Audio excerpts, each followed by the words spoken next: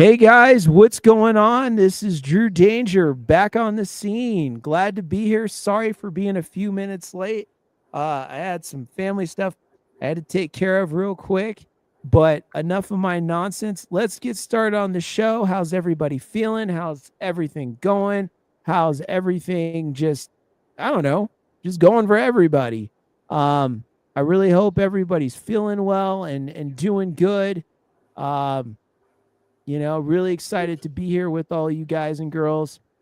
Um, and yeah, let's get started, guys. So today's show is Pyrabelle and Drew Danger versus the CW and DC Comics. So we're going to be doing kind of a comparison of comic books versus the CW. So we're going to be doing a compare and contrast. So we'll be taking different comic books that you guys know on this comic book characters and stories from the CW, like Arrow, Smallville, stuff like that, and kind of comparing them to the comic books. And I guess you could say which one's better, which one's not, which one you like, what stories you like, the directions they went. We're going to be getting into all that. But enough of that. I want to have the guest of the hour, really the person leading the team today. It's a very special friend of mine I've gotten to know for a good while. She is a talented writer. She is an expert in the CW world. She is also known on the convention scene. She changes the game all the time. She gives me a lot to think about. She gives me a lot of knowledge. I'm telling you, you guys just don't know. If you haven't met this young lady, she really, really is one of the most interesting people I ever met. She's more interesting than the Dos Equis guy. She definitely has it. And today she's going to show the world what she can do. My friend, the amazing, the hero herself, Pyrabelle 57. Oh, How's it thank going, you, buddy? Drew. Thank you You so are very much. That was such a welcome. nice intro. I'm very excited. Well, let's, tell the world who you are Oh, and how boy, you got started on this whole CW adventure. how I got started on this whole CW adventure. I guess from the get go, like I've always liked superheroes, especially starting with Power Rangers. And then growing up, the CW came along and they did these great superhero shows, starting with Smallville, and then it gave birth to Arrow and Flash and Legends of Tomorrow and Birds of Prey. And I was just enamored, like breath taken away. And I was like, this is such a cool universe that they've built, and just totally sucked in and couldn't get enough. Wow. Okay. So you saw what's the first show that you actually saw? Was that Smallville? That about right? Yes, Smallville Okay. was the first show I had ever Smallville seen. was the first. And when Smallville was going, was that the show that you were like, I'm into this comic book TV show thing? Was it that one, or was there another one that really spoke to you? Or was Smallville the one? Well, I had read the comic books before. I had always been into the comic books. I read them growing up, but seeing it for the first time on like live action TV, that's what really drew my attention. And yeah, I would say Smallville was the first one because it was technically like an origin story for Superman, which I had never seen before. Like it was all leading up and building up to him being Superman, which was like really interesting. And it was also like a family orientated show, which was really nice, really cool. Like it was a show I could sit down and watch with my family. Okay. Um, and from what I know about Smallville, which I did some research. Um, and you tell me if I'm wrong or right because you were the CW expert, not me. Um, they took a lot from the Superboy comic book eras. Yes. Okay. Mhm. Were you aware that there was a Superboy TV show in 89, 90? No, I was not. That's news to me. Okay. Yeah. So let me shed some light on this a little bit, because this kind of leads to what we get of Smallville. If I can pull this upright as I'm looking at things. All right. So, Superboy TV show. And yes, I used to watch this show when it Okay. was on TV, actually. And And there was they also a had, Flash one, right? From the 80s as yes, well. Yes. yes. And that was with John Wesley Shipp, Mm-hmm. who you see in the Flash TV show Right. play Barry Allen's His father. father. Yep. Yes, I was there. Yeah, this was it was yeah, I knew it was 88 through 1992. Mm-hmm. Okay, so they did about 100 episodes of this show, which is quite a lot for, and it had 4 seasons. Oh, So wow. Okay. that was a big deal back in Mhm. 1988, because back then a lot of superhero TV shows were not, like they kind of came and went. We can't count George Reeves. George Reeves was kind of the sensation. So, excuse me, when this happened and it lasted 4 seasons, that was kind of a big deal, because like the Flash, it only lasted, Like one I or think it, two, right? I think yeah, one. barely pushing 2. It was Mhm. quick, because it came out. It was like when the '89 Batman movie hit and Dick Tracy hit. They kind of took both of those elements and then made the Flash. Because like when you watch the Flash, it kind of has like a comic book matte painting, like Dick Tracy did for the movie. Mhm. For those of you that don't know who Dick Tracy is, I will get to that in a second if you guys want to know. But I'm going to let my friend Pyrabelle go do what she does Um. and tell us about this adventure to Smallville. So I just wanted to set the set that Superboy TV show was in Smallville. To be real quick about it, they were in Smallville, and Superboy went out on lots of adventures. He did wear the suit. Mhm. He did fight Bizarro, things like that. They switch actors for Superboy a couple times, and the original comics were kind of the introduction uh, to kind of give Superman or Superboy or Clark Kent uh, kind of a background. Um, and they started with that, and they kind of introduced the world to, like, okay, this was Superman before. And it was Mhm. kind of an interesting idea, because at the time, this is when Superman was kind of at the height, because I'm trying to get you an exact date. Yeah, that's what I was thinking it was, because Superman was 1938. Mhm. So by 1949, this is where Superboy comes in, and they go through the adventures in Smallville. And man, there's a lot of stuff going in Smallville, because when Superman always talked about Smallville, he didn't really say there was a lot of adventures in Smallville. Right. Um, but for some reason, 1949, they decided, oh, we're not going to Superman, Superboy comic book series where you encountered certain villains and Legion of Superheroes and different things, when Superboy, before he became Superman, and he had his whole thing going before he came to Metropolis, which was interesting. So that kind of sets that up to get to you, Pyrabelle, to go right into Smallville. So tell us about your friend Smallville. Just Smallville, like I said, I grew up watching the show. Definitely one of my favorite shows.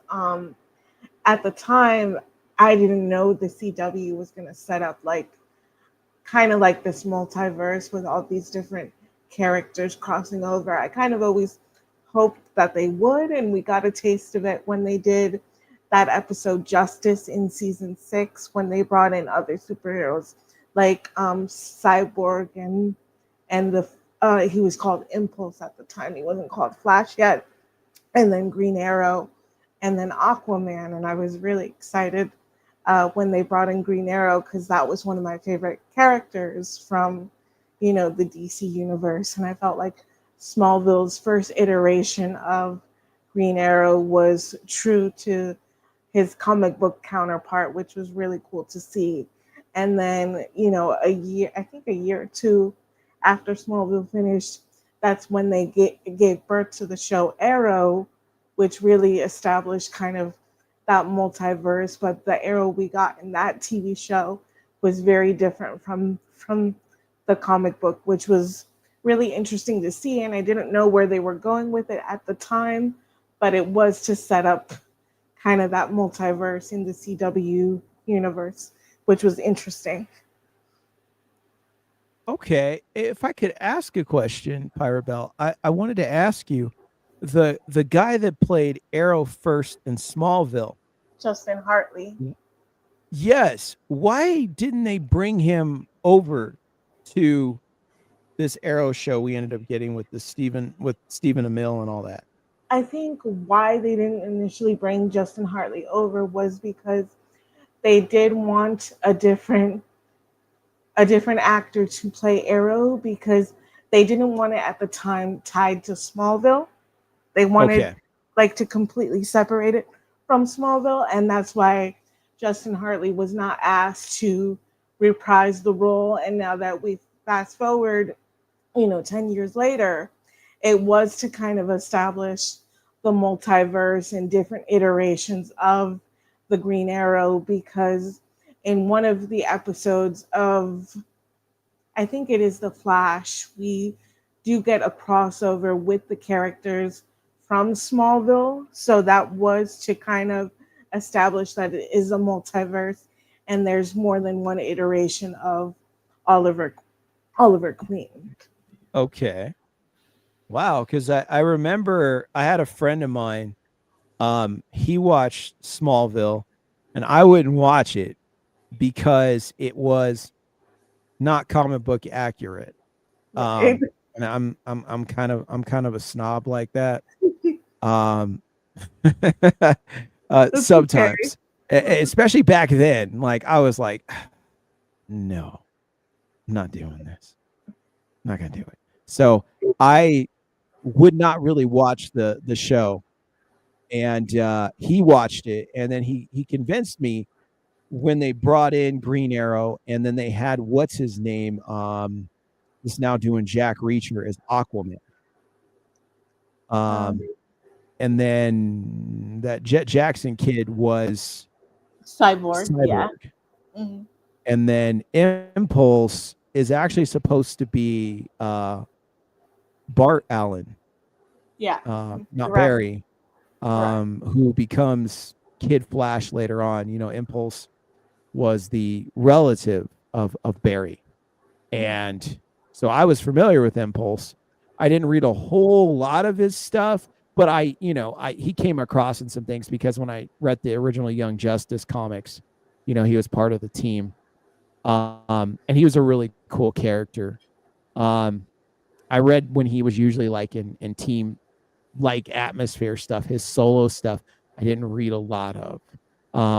I read a lot of Wally West, Okay. when he was Kid Flash and then becoming the Flash after they killed Barry Allen in Infinite Crisis, which was still one of the most messed up things to happen, because Barry was such a pillar of being the Flash, Right. and he had been the Flash, a long, long time.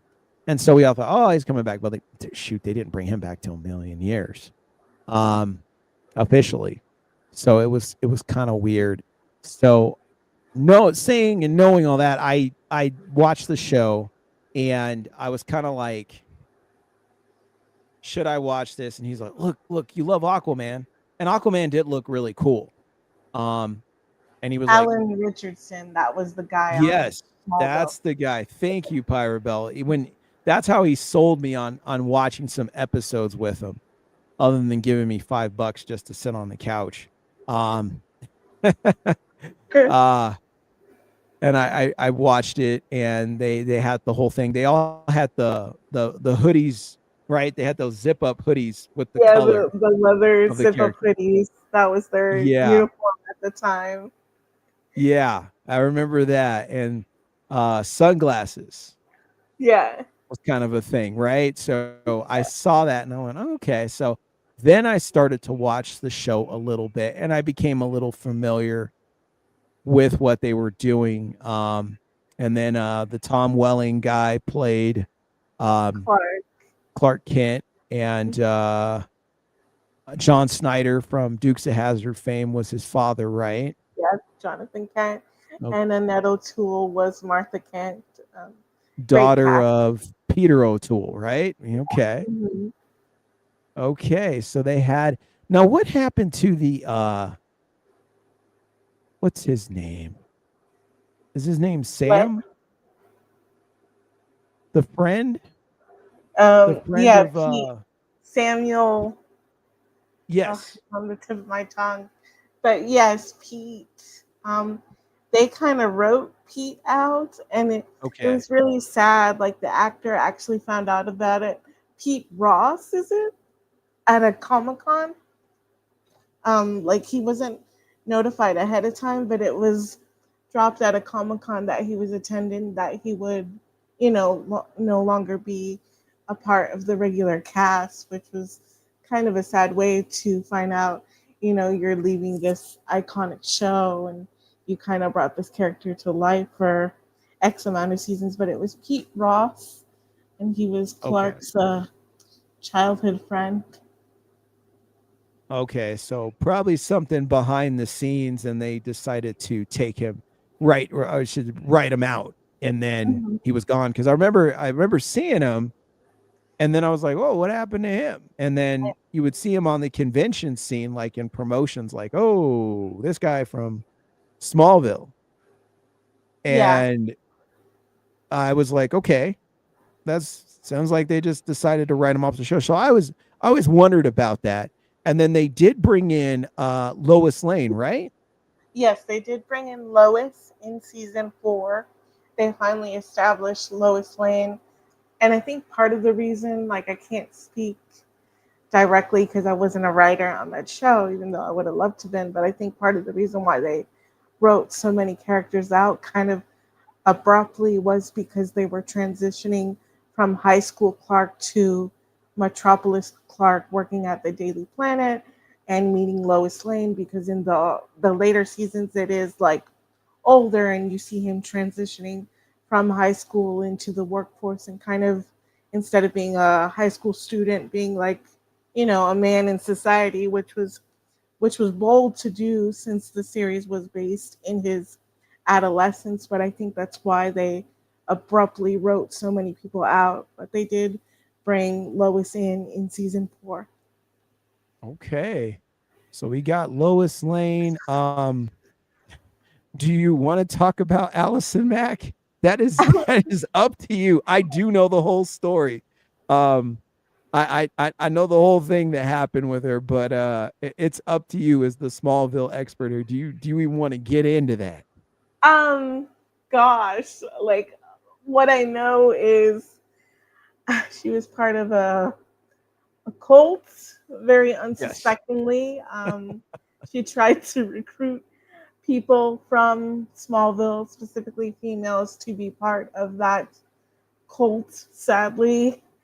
And I don't think she's in prison anymore. I know there was like a documentary on it on HBO Max. And yeah, I was like, wow, when that bombshell dropped. But I don't think we're going to be seeing her at conventions anytime soon. Oh, I hope not. Um, No. because she was really. Do you know the story about Michael Rosenbaum? Everybody that played Lex Luthor on the show on Smallville. Do you know that story about when she came to his house? Yes, I did hear it on his podcast because I do listen to him. Shout out to Michael Rosenbaum if he ever hears this. But Shout she out to like Michael just Rosenbaum. came into his house and was acting like she owned the place, didn't even ask permission if she could come in and, like, I think have something to eat, and just was like very domineering in his house. And she came in with other people, I think, that he did not know, and it was a very weird encounter.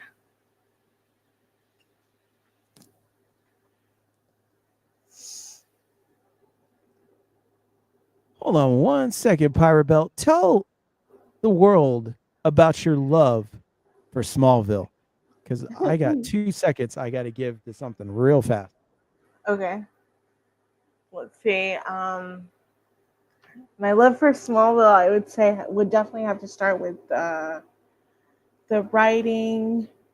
They definitely had some great writers. The way the pilot was shot, I thought for a pilot was really good quality, definitely movie quality. I know a lot of that goes to David Nutter, who was the director, and he shot the pilot. But I always felt like when it came to the CW and their superhero pilot episodes, they were Mm-hmm. always shot like a movie, and it was just like breathtaking to watch. Like if you watch the recent pilot for the new Superman and Lois TV show, which is connected to the CW superhero verse, like it really feels like you're watching an hour of a cinematic movie and not a TV series. So just the way they film stuff too, I feel like when Smallville started, it was before its time, and it was very cinematic and not as much like, I don't know, you just didn't feel you were watching a TV show. So I appreciated that. I thought their writing, for the most part, not all the time, but for the most part, their writing was good.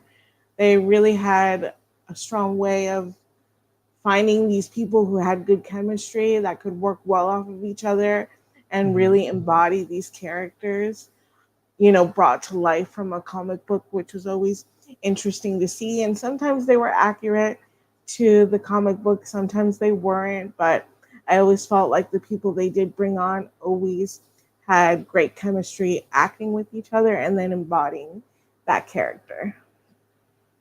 Wow. I think that's really cool that you have a passion. Real quick though, I gotta ask, um, do you like Smallville or the Superman and Lois show? I would have to say, like, I would have to say Superman and Lois. I was kind of sad that it was cut abruptly, so abruptly, because they were supposed to do 7 seasons. But then with the new Superman movie that's coming out, I think this summer, I don't know when, I know something happened where their contracts were cut short. We were not given the 7 seasons we were promised, but at least we did get an ending to the show because it was very good. But they had to do everything kind of quickly because the CW was sold to Netstar. They didn't want to continue superhero shows at the time. So they had to write, a series finale, quote unquote, very quickly.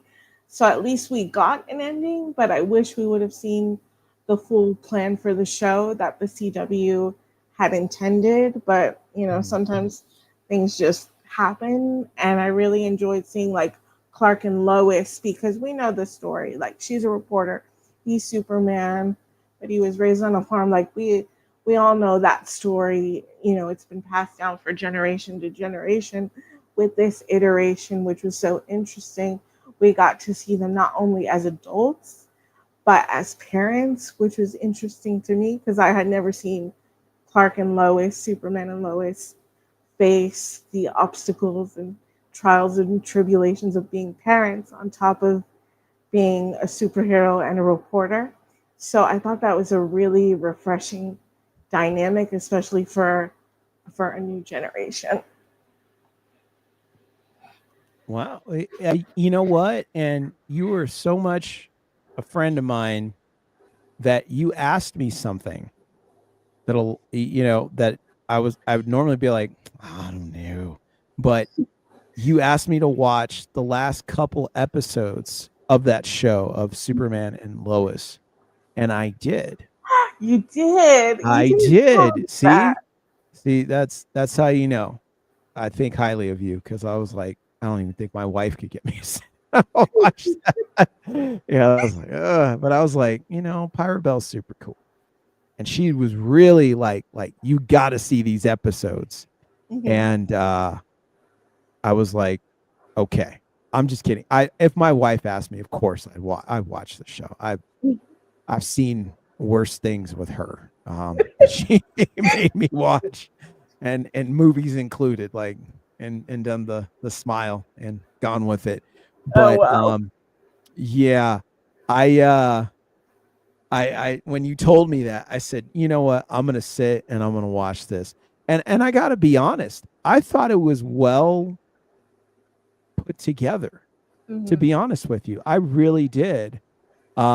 If you guys out there in YouTube land, I can't say TV land anymore, YouTube land, Hmm. um, have not seen the show, it was actually an interesting take on the show. I looked at it more like a dramatic comic book series, Yeah.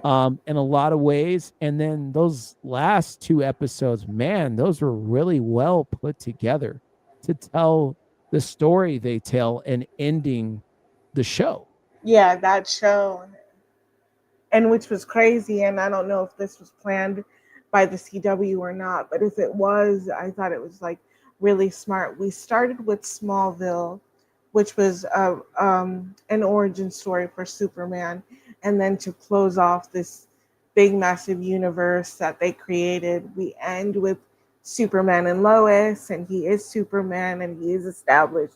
He has his wife and his kids, and we get to see that kind of, I don't know, just the start of it being Smallville and the end of it being Superman and Lois. Again, I don't know if they did that intentionally, but I thought it was wrapped up really nicely and it was very poetic. And just to see the whole picture, I was like, I don't know if they planned that, but they had to have planned that because it was just too fitting. Starts with Smallville, ends with Superman. I totally get what you're saying about the show. And I did notice something in one of the episodes I saw of the show. They showed the guy that plays Superman was wearing the classic costumes. Like it was almost like they flashback to when he first met Lois Lane. And I Mhm. noticed like the costumes were different. Like they went back to the classic suits, like the Yeah, George Reeves look and different things. That and it was like a spandex fit. That was really cool yeah, because as a fan of Superman, of the comics and of Christopher Reeve and George Reeves, um, I I always like nods to those guys and to the comics when they pop up, and they totally did that. And I thought that that was a really nice detail that they put in there. hmm paid Um, homage to like, yeah, I felt like all the Supermans that came before in the costume, which was really a really nice Easter egg. no, absolutely. So, would you say, Pirate Bell, that Tom Welling is the best Superman, or who do you think is the best Superman? And how many Uh, Supermen do you know? Like, how far back do you go? I know Christopher Reeves, like he was the first. May he rest in peace. I thought he was awesome. Like to me, that was like the first Superman because I remember like my mom putting on those movies and being like, "This was my Superman and this was my Lois Lane and this was my Lex Luthor, Gene Hackman and all that." So I am familiar like with those characters, which is really cool. But then we have like Tom's iteration, Tom Welling and Michael Rosenbaum, and then just continuing with the show. Then it ended with Tyler um, Hoechlin, I think is his last name. I'm sorry if I mispronounced it. And You got. I was going to ask you because I saw that last name and I was like, how do I say that? I think it's Hoechlin, Tyler Hoechlin, and then Fitzy Tolik. I thought they were just perfect iterations of Lois and Superman in the timeline that they put them in. I really thought they just they were true to the characters, but they brought a whole new reverence to the characters as parents and, you know, young adults. And it was just a refreshing take, but it was still true to the source material. So I'm familiar with them. Like there are so many iterations, but I would have to say my favorite, it's so hard. Because I love all of them and I respect all of them in different ways. But I would have to say The most recent iteration, which would be Tyler Hoechlin and Bitsy Tolik as Lois and Clark. I would have to say them. Okay. Well, I could understand why, because I I think he played a really decent Superman. Mm-hmm. I will say that, so that's really cool that he's your number one pick. Where does the Smallville Superman fit in? Is he a number Well, two? yeah, Smallville Superman would definitely be number two. That's Clark, Tom Welling. That is the Superman that I grew up with for 10 years that the show was Okay. on. But one thing I will say is, as much as I love Tom as, like, adolescent grow up Clark, we never really got to see him, quote unquote, as Superman, except for the last episode. He finally suits up and we see him, like, fly or whatever. So we don't really get a full iteration of Tom as Superman. It's all leading up to that moment, if that makes sense. No, I totally get that. Um, and I totally respect that. That's really cool. So you got the Superman and Lois number one, number two. You got the Tom Welling Superman. Who's number three? Number three would be Christopher Reeves. Yeah, Christopher Reeves. Okay. Okay, so he's number three. Hmm. And Christopher Reeves is known as the definitive Superman. And there Hmm. were two other before him. Now, a lot of people don't know this. Unless you really know your comic book early television series lore, Hmm. there was a Superman. I'm getting ready to drop something on you guys, because how many people, I want to see this in the chat, how many people could tell me who the original first ever shown Superman was on the big screen or on the television? Does anybody know? And then I forgot in the newer Return, one of the Return to Superman, they had Brandon Rolfe, and I think he is the nephew of Christopher Reeves. And I don't know if you saw that movie as well. Okay, here's my thing about that movie. Are you already laughing? Because you already know I'm getting ready I to get already into know. this. Um, the problem that I had was they were trying too hard to relive Christopher Reeves, Hmm. where it didn't come off naturally. Like, you could go back and do that to a lot of levels to tap into that Superman time, but it was almost like they were trying too hard to resurrect Christopher Reeves, and instead of letting somebody play Superman and be around in that world at that time, they almost wanted to make a carbon copy Right. of him. Was it? And the same thing with Lex Luthor, with Kevin Spacey doing it. It was almost a big kind of copy of Gene Hackman a little bit. Yeah. And I mean, at the time had gone forward, so the 70s and 80s were gone. So you had to move the character forward, but again, you had to allow him to be himself, because Christopher Reeves, he didn't tap into George in that way. Mhm. He knew the things that made Superman great, and then he gave you the Christopher Reeves version of it. So it was like Brandon Routh, he should have taken the things of the past that made him great, Superman great in general, and then taken his take on it and let it stand on its own. And I think if he had done that, the movie would have been better received, because the movie, if I remember correctly, it did not do well. It did not. It did not do well. And You I are think correct. that was it. Yeah. I think that was the big thing. Nobody has posted in the chat, Pyrabelle, to tell me who the original Superman was. Is The it very Kirk first one. Allen? Is it Huh? Kirk Allen? Ah, you do know. Yeah. How'd you find out? I know my superhero history. Ah, I love it. I love it. See, everybody, look at this. Look at the knowledge she's got. Nobody really knows about Kirk Allen unless they are a diehard comic book fan. Um, we know about Kirk Allen, but Kirk Allen was Superman in 1948. He did the serials. Hold on one second, Pyrabelle. Okay. And then oh, forgot to mention the Man of Steel movies with Henry Cavill, but I wasn't too crazy about those. No, please speak more. Um, those to me like didn't embody what Superman represented, and that's what bothered me the most.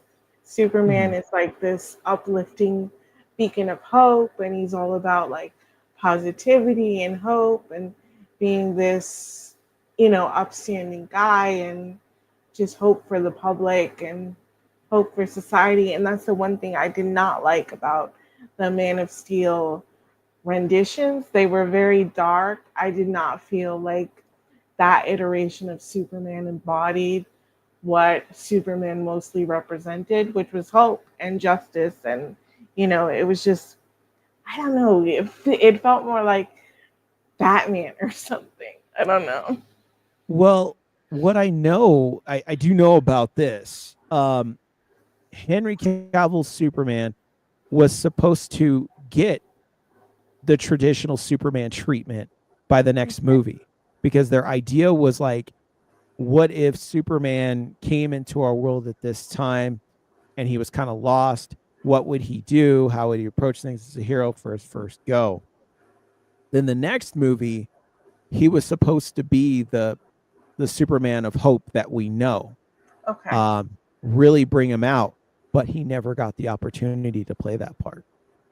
He's been trying to do it since the beginning, and they never gave him the opportunity. They teased it. Mhm. So I felt really bad for him because he looks like Superman, you Yeah. know? Hmm. He's got the height, he's got the look, he's got the build to be Superman. And he's got that nice guy smile and he's got it. And I'm like, wow, this is something you could really build on if you give him the right movie, let him get the sunshiny Superman we all know, the hero that we all love and look for and want. Great. And it's like, no, we're not going to do it now. Oh, okay. And they did that because spoiler alert, guys.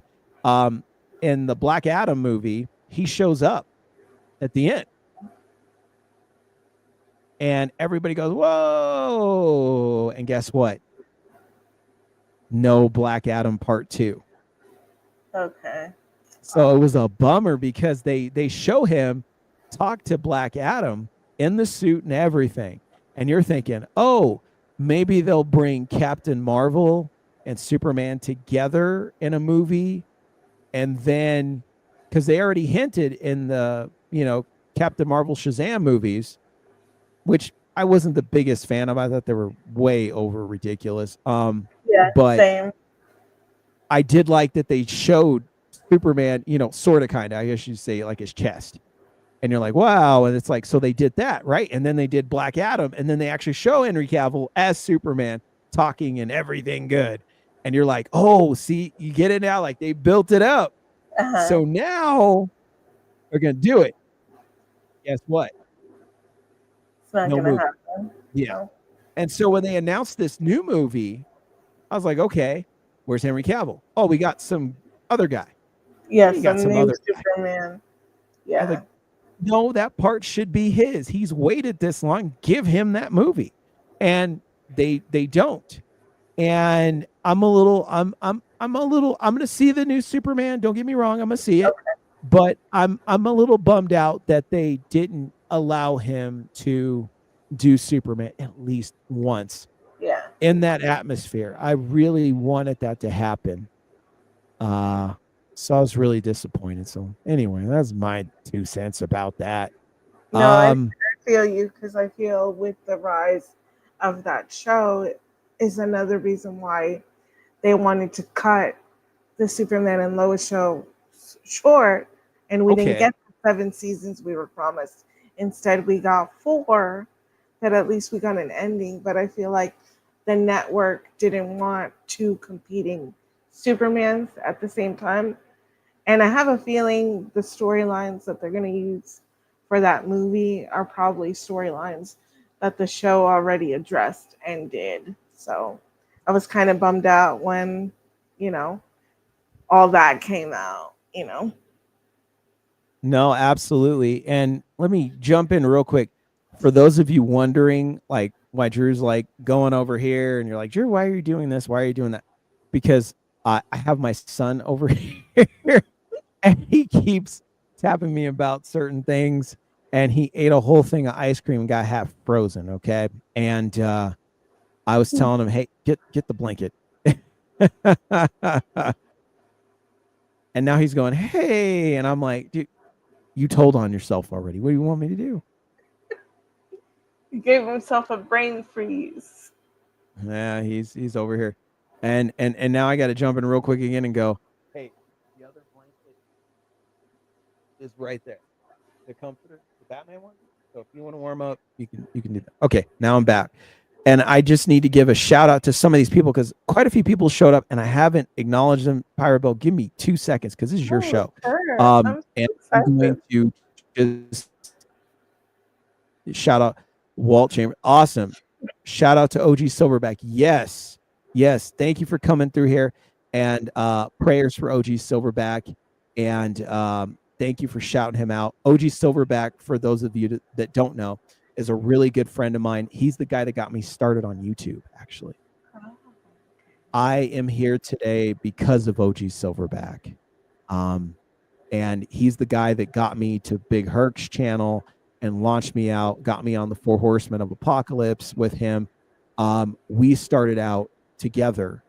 He had been a YouTuber a good while, well known, and he helped me get everything started and put me where I am today. And I will never forget that. And he has been an amazing friend and mentor.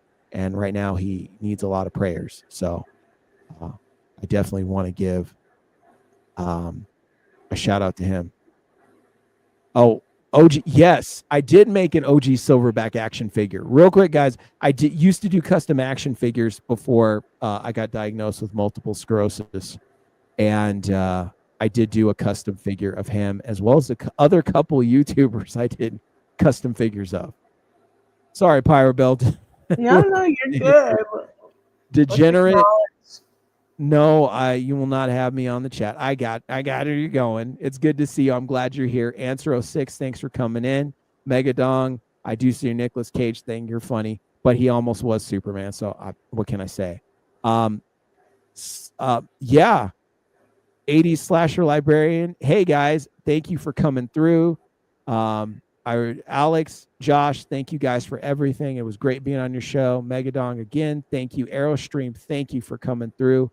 Big Rudy, thank you so much. Fred F, thank you. Henry Resilient in the chat. Hey, Henry. Crack the jokes. Thank you. Thank you, thank you, and thank you. And a shout out to DD. Hope you can come through, but if not, it's all good. You know, we're praying for you. Hope you're doing well and just trying to relax and enjoy your day. I think I covered everybody. Back Okay. to you, Bell. Tell us all about Super. You know what? Here's a good one. Was the first episode of Smallville, was it great? Did it get you? And was it everything it needed to be? Um, Gosh, I don't remember. It was so long ago. I don't remember the first episode where I was when I watched it, or if I was like, I, I don't know. It was so long ago. All I know was I started watching the show at whatever point. I think I caught it in season one, but maybe not the first initial episodes. I think I came late, like maybe episode 3 or 4.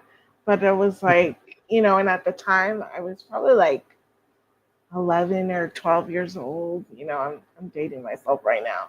But I was like, this is good. I want to keep watching this. I want to see where it's going. It's a superhero related show other than Power Rangers, and no offense to Power Rangers. Anybody who knows me knows I'm a avid Power Ranger fan, you know, watched all the seasons. But one thing I will say about Power Rangers is sadly it does not grow with its audience. And at 11 and 12 years old, I was kind of itching for a superhero show that was a little more adult. And I definitely got that with like Smallville and Arrow and things like that. Wow. Okay. Because, I asked that because sometimes when they do pilot episodes, I have seen some pilot episodes that had potential but were not like fantastic. Uh-huh. Um, I remember when I saw the TV show Burn Notice, if you ever watched the first pilot episode, it looks so kind of CGI'd and people wearing bad wigs and stuff like that in the first go. And you're kind of like, I like the show, but there's something a little bit off. And then, as it went on, it got better, you know. Shattered Kingdom, hello, welcome, thanks for Thanks. coming in. Slash, yes. Okay, so he's saying this is for you, Pyrabelle. If you're a fan of Smallville, and have not heard, season 11, It's a comic uh book. yes. Yes, I've read it. I've read it. Okay, and you liked it? I enjoyed it very much, and it kind of gave us a bigger, fuller conclusion to the show. So yeah. There you go. See, that's something I had no idea. So they did season 11 in a comic book form. Mhm. Yes. And and the fans really went for it. That's really cool. So it Hmm. kind of just kept things going, which is really great. Um what do you know about the Kirk Allen Superman, if I could ask? I don't know much. I just know that he was the first, and I'll be honest, Okay. I never saw like his iteration of it. I just know that that was the first Superman. No, okay. My father was born in 1938. Okay. Okay. So he was there as a kid watching those serials and the film stuff they did with Kirk Allen, as well as Robert Lowry and Douglas Croft and gosh, what was his name? Because it was Robert Lowry, Kirk Allen, Douglas Croft, and I'm getting old. My memory is slipping. It used to be tighter. Sorry, guys. Um,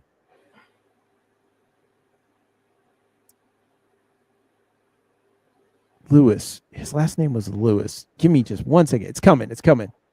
Oh, Lewis. Um, I can't believe this. I know this. My memory is so slippy nowadays. Curse you, MS. Um, There Lewis Wilson. I you have go. it. I didn't even have to look it up. Lewis Wilson. Lewis Wilson was the first Batman serial. Okay. Okay. Robert Lowry replaced him.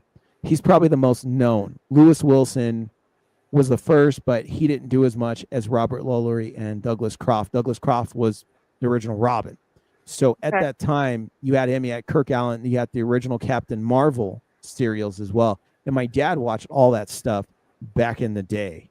Unfortunately, in segregation in Um, the upper balcony at movie theaters. But he was a big fan of that, and he loved Captain Marvel the most. Um, and so my dad, my dad was kind of a quiet guy, mhm. he wasn't exactly the friendliest sometimes. We didn't have the greatest relationship, but he he told me about, being there in the 40s watching all this stuff, 40s and the 50s, and watching films at that time. And so that's how I kind of got introduced to Kirk Allen, you know, Okay. because my dad was like, oh yeah, old serial, and this guy played him, and okay, and he played cowboy because back then it was cowboys. Mm-hmm. And so he was like, that guy played a cowboy, and Robert Mitchum and all these different people, but they did some superhero and Flash Gordon stuff, Buster Crabbe and all that. So that's how I got introduced to it, because my father was there when all that stuff happened. And that's how I got introduced to Kirk Allen. Now, George Reeves, what do you know about George? I don't know George either. Mm-mm. Okay. Hold on one second, Pyrabelle. Okay. Okay.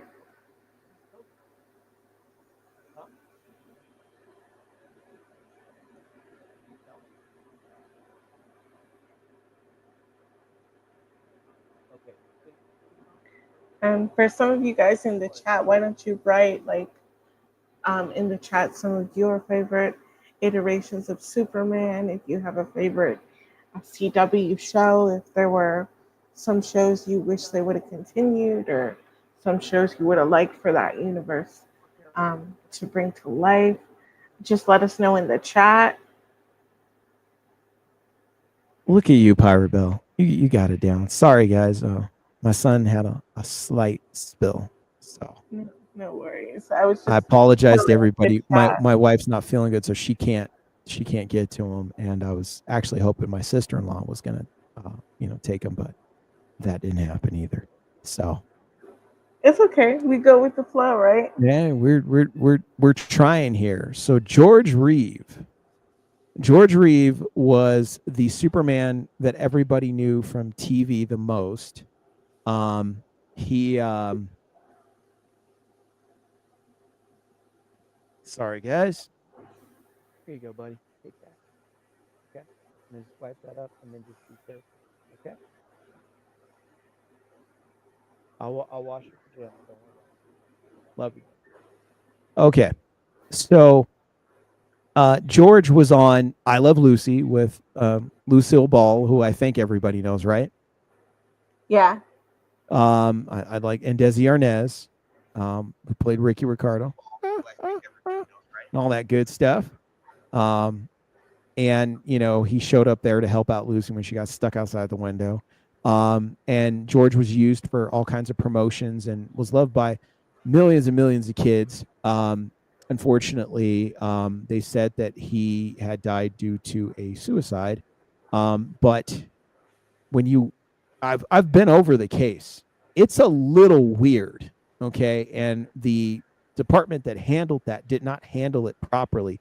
But back in the day, a lot of filing for police departments and sheriff's departments was a little shady anyway, a lot of the time. So that was not uncommon. But it does look a little weird. And his backstory, if you guys ever get a chance, watch Hollywoodland. Ben Affleck plays George Reeve. Adrian Brody's in it. But they kind of give you a look into George. And I would tell people, watch the movie, then go look at the history of George and a couple of the conspiracy ideas and the actual what they say happened. And you're going to find out a lot about that whole story. But George was so worried about being typecast, about being Superman. He wanted to do other things. He originally appeared in one of his big stand-up performances was Gone with the Wind. He was the main competition against Clark Gable in the movie. Luke, you don't stand in front of the camera, just go across quick. Sorry about that, guys. But he that's how we kind of got to know him and what kind of kicked off his career. He did Superman. He actually did Fall too, when they used to simulate the flight. Mm-hmm. They had him way up, and he actually fell down, like the harness he was on kind of cracked out. And unfortunately, he kind of got hurt from that a little bit. So he really did a lot of Superman, took a lot of blows for it, and he was kind of what everybody looked at as Superman until Christopher Reeves came. Um, so he's an interesting guy. If you guys want to know more about George, I can get into that. But this is Pyrabelle stream, and I'm blabbing way too much. I need to let you go in and do what you do, and get us down with more of the Smallville. And then when you're ready, it's up to you. Go to the other Yeah, CW let's shows when you're transition ready. When you're ready. to some Arrow, because Okay. I did brush up on my Arrow research before, our stream, and I feel like even though Smallville was the start of the superhero TV show genre on the CW, Arrow definitely gave birth or way for all those other shows to come in and then for them to interconnect, because it all started with all the other superhero shows overlapping and interconnecting with Arrow. So even though we had Smallville first, I really feel Arrow was the connecting bridge to get all these characters to overlap, and it gave birth to other shows as well, because Flash was introduced on the show Arrow, and his like entrance episode did serve as kind of like a backdoor pilot for the Flash TV show on Arrow. Mhm. Okay. So I've heard a lot of people say this, Pyrabelle, that the Arrow show is what really built up the CW in a big way.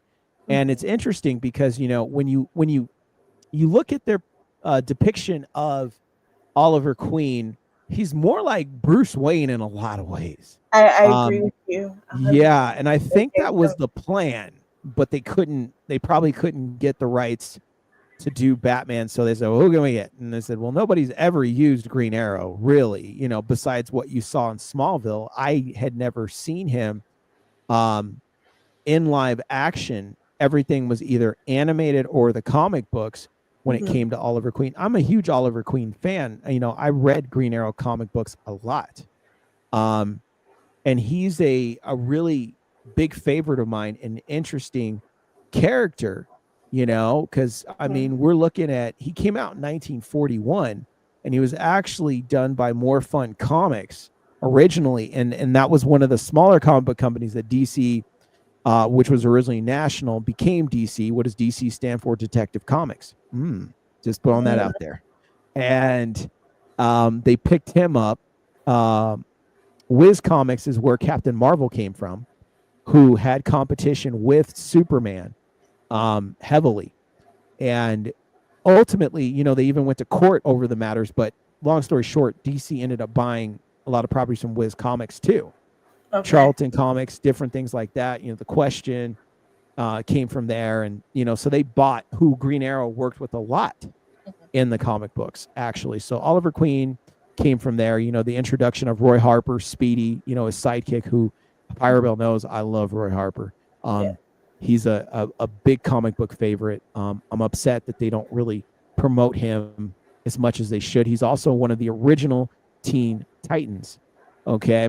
So in the 1960s, 65 to be exact, that's when the original Teen Titans started.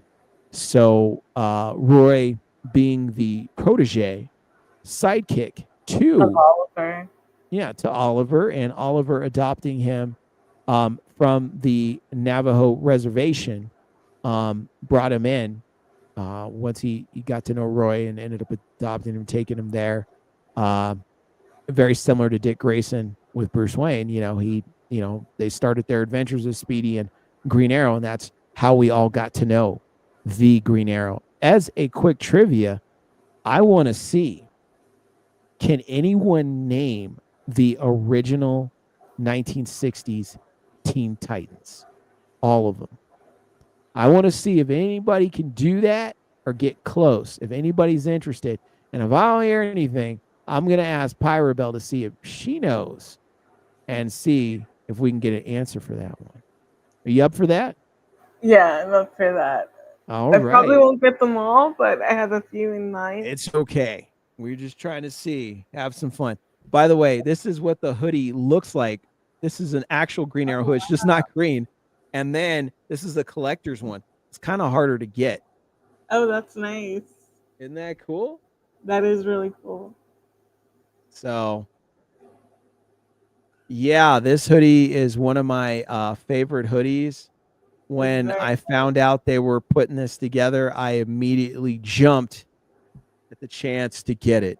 And I am trying to get his face a little bit better.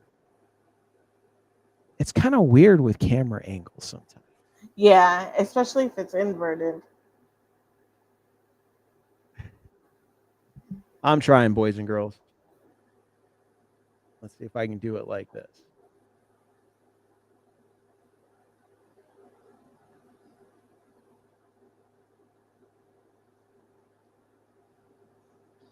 And then, Drew, if you That's a could little look better. in the chat when you're done, I asked some of the chat members to list off either some of their favorite shows from the CW Arrowverse or their favorite characters. I don't know Okay. who wrote in the chat, but I'm just interested to see because I can't see it on my end. Okay. I gotcha. I nobody put anything yet for that. Shattered Kingdom said my favorite Superman is Bizarro Superman. That's cool. He's Okay. always a fun, interesting character doing things backwards and sideways and left and right. You know, he's an interesting character. So okay, cool. But yeah, nobody posted yet. So Pyrabelle, let's pass it Oh over boy. to you. Oh boy. 1960s Teen Titans. Okay. How many can you name? I'm gonna do my best here. Uh, Okay. Beast Boy. He was kind of a second, third generation. Second. Okay. Um, Bumblebee, was Bumblebee one? No. Yeah. Okay. See, I'm already doing bad. No. You're Raven, doing good. You're doing good. Raven, was she one? Second, third generation with Beast Boy. Okay. Let me see who else. Uh, Lightning Lad, was that another one? He's part of the Legion of Superheroes, Okay. but he is part of the See, original Legion of Superheroes. that's So as far as I no. know. You're all good. You're all good. um, let me think. Who else? Who else? I have to at least get one here. Um, let me think. Let me think. Cyborg. Let me throw Cyborg out there. Second, third generation. Oh, okay. Forget it. Forget it. No, keep going, keep going. I have faith. Okay. I've got faith in you. Aqualad. Aqualad. Yes. Okay, I Which got one. I Aqualad? got one. Which Aqualad? Okay. Okay. Let me try one more. Let me try one more. Firestar. Starfire? Yes. Yes. Starfire. Second, third generation. You Oh. got one. Okay. You got Garth. The original Aqualad was Garth. Okay. Garth. Garth And Curry. then Donna. Troy? Yeah. Yeah. Yes, she's the original Wonder Girl, and she was part of the original 1960s team. So you got Okay. two. Those are all the So ones you got I two. know. Okay. I got two. All right. So we got Aqualad, Garth. Mm-hmm. Okay. So we got Donna Troy. Mm-hmm. Right. So Garth Curry, Donna Troy, Wally West, Kid Flash. How could I forget Kid Flash? Okay. So who later on becomes the Flash, but you know, they kind of go The back Flash. and forth. Okay. Then Roy Harper, Speedy. Okay. Okay. And Dick Grayson, Robin. Nightwing. Yeah. Was the Yeah. leader. Yeah. He was Yeah. the leader. I knew that too. Yeah. Okay. And then Supergirl kind of jumped in, you know, here, there to kind of fill in sometimes, and she would do things. And then you had the original Batgirl before Barbara Gordon. She kind of would jump in here and there. And, you know, the Legion, you know, they'd pop up. They were teenagers. They, you know, they're not necessarily Titans, but Titan Legion superheroes, that same family in so many ways, especially back then. So I was super into the original 5 Teen Titans. And what Did you ever watch the Teen Titans show, or not Teen Titans, but the Titans show? I think it was on HBO. I did, I watched the whole show because I am Did you such like a it? okay. Here's the thing. Because I think that's There the only were superhero show I haven't watched, but I heard it was really good. But I don't have HBO, so Dick Grayson was great. okay, Jason Todd was great up until a certain point. Um, Aqualad Garth, they kind of played him out. Donna Troy was good.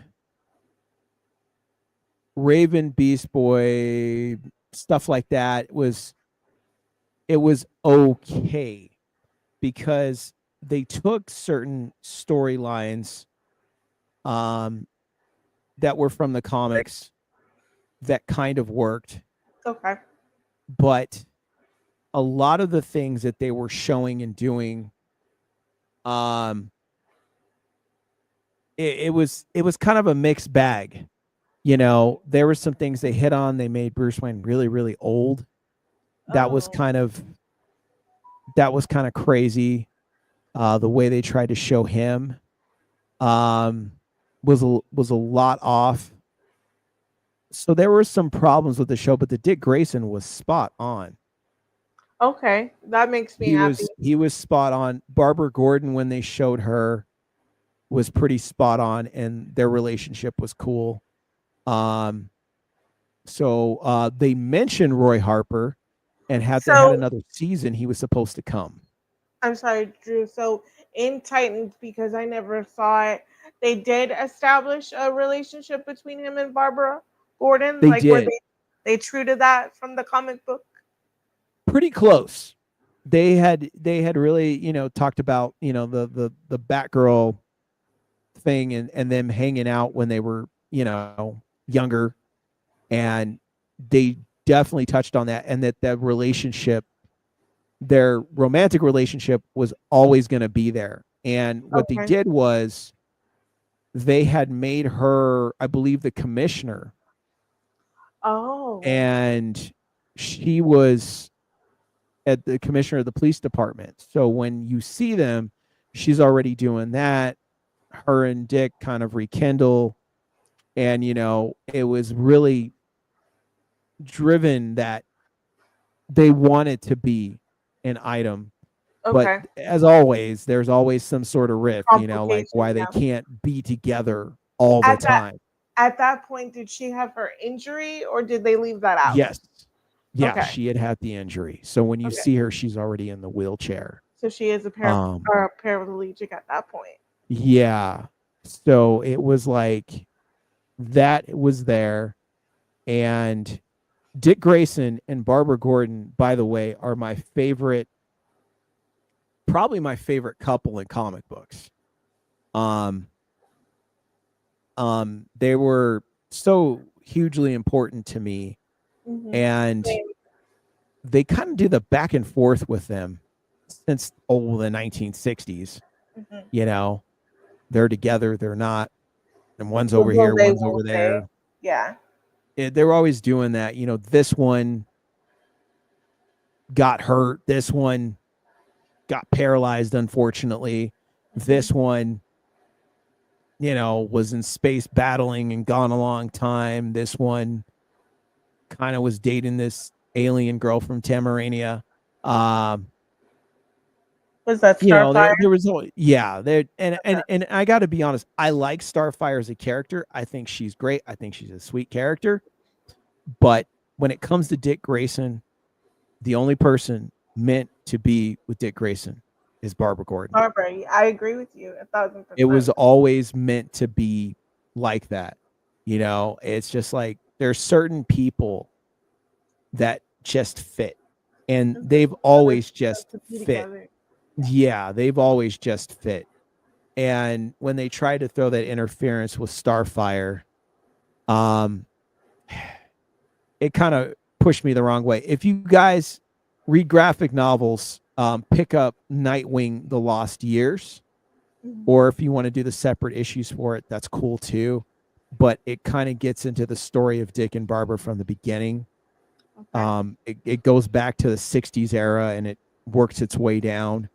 Um, and you guys can check out that story. It's really good, but I've always been a big fan of um, Dick Grayson and Barbara Gordon. And then with the Titans, also Donna Troy and Roy Harper were always kind of the item. Oh, that's interesting. Because in Yeah, the they were always the Arrowverse, item. they changed it. It was him and well, they added Thea. She was made into Thea for the Arrowverse, which I guess was taken from Mia. Mia Dearden, the girl Oliver trains and adopts, but in the Arrowverse, Oliver has a sister and she's Thea Queen, and in that iteration, that is like Roy Harper's love interest, which is Thea Queen, but she's based off of Mia Dearden. Yeah, and man, you know about Mia. Yeah, yeah. And that's really cool because yeah, she was a cool character. She was way young in the comic books when they brought her in, and I believe she Mhm. had contracted AIDS from what was it? I can't remember. It was like a what was it a parent or transfusion, something like that. Like it was something weird. She I contracted that, think I think it unfortunately. was a transfusion, but I Yeah, can't I remember think you're what right. It was for. something like that. Yeah, and I remember that happening, and I was like, "Oh man, that's a bummer," like 'cause she's a cool character. I hope they find a cure for her, and you really liked her. But yeah, she was very much younger than Roy. So when they did the whole Oliver Queen, Thea Mia comparison, I was just like, well, I guess it's cool. I'm sure they couldn't get the licensing rights for Donna Troy maybe at the time, Uh-huh.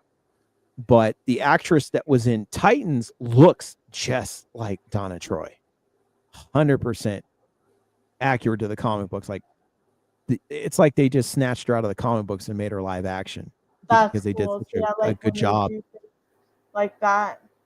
Yeah, she was I was always a big Donna Troy fan.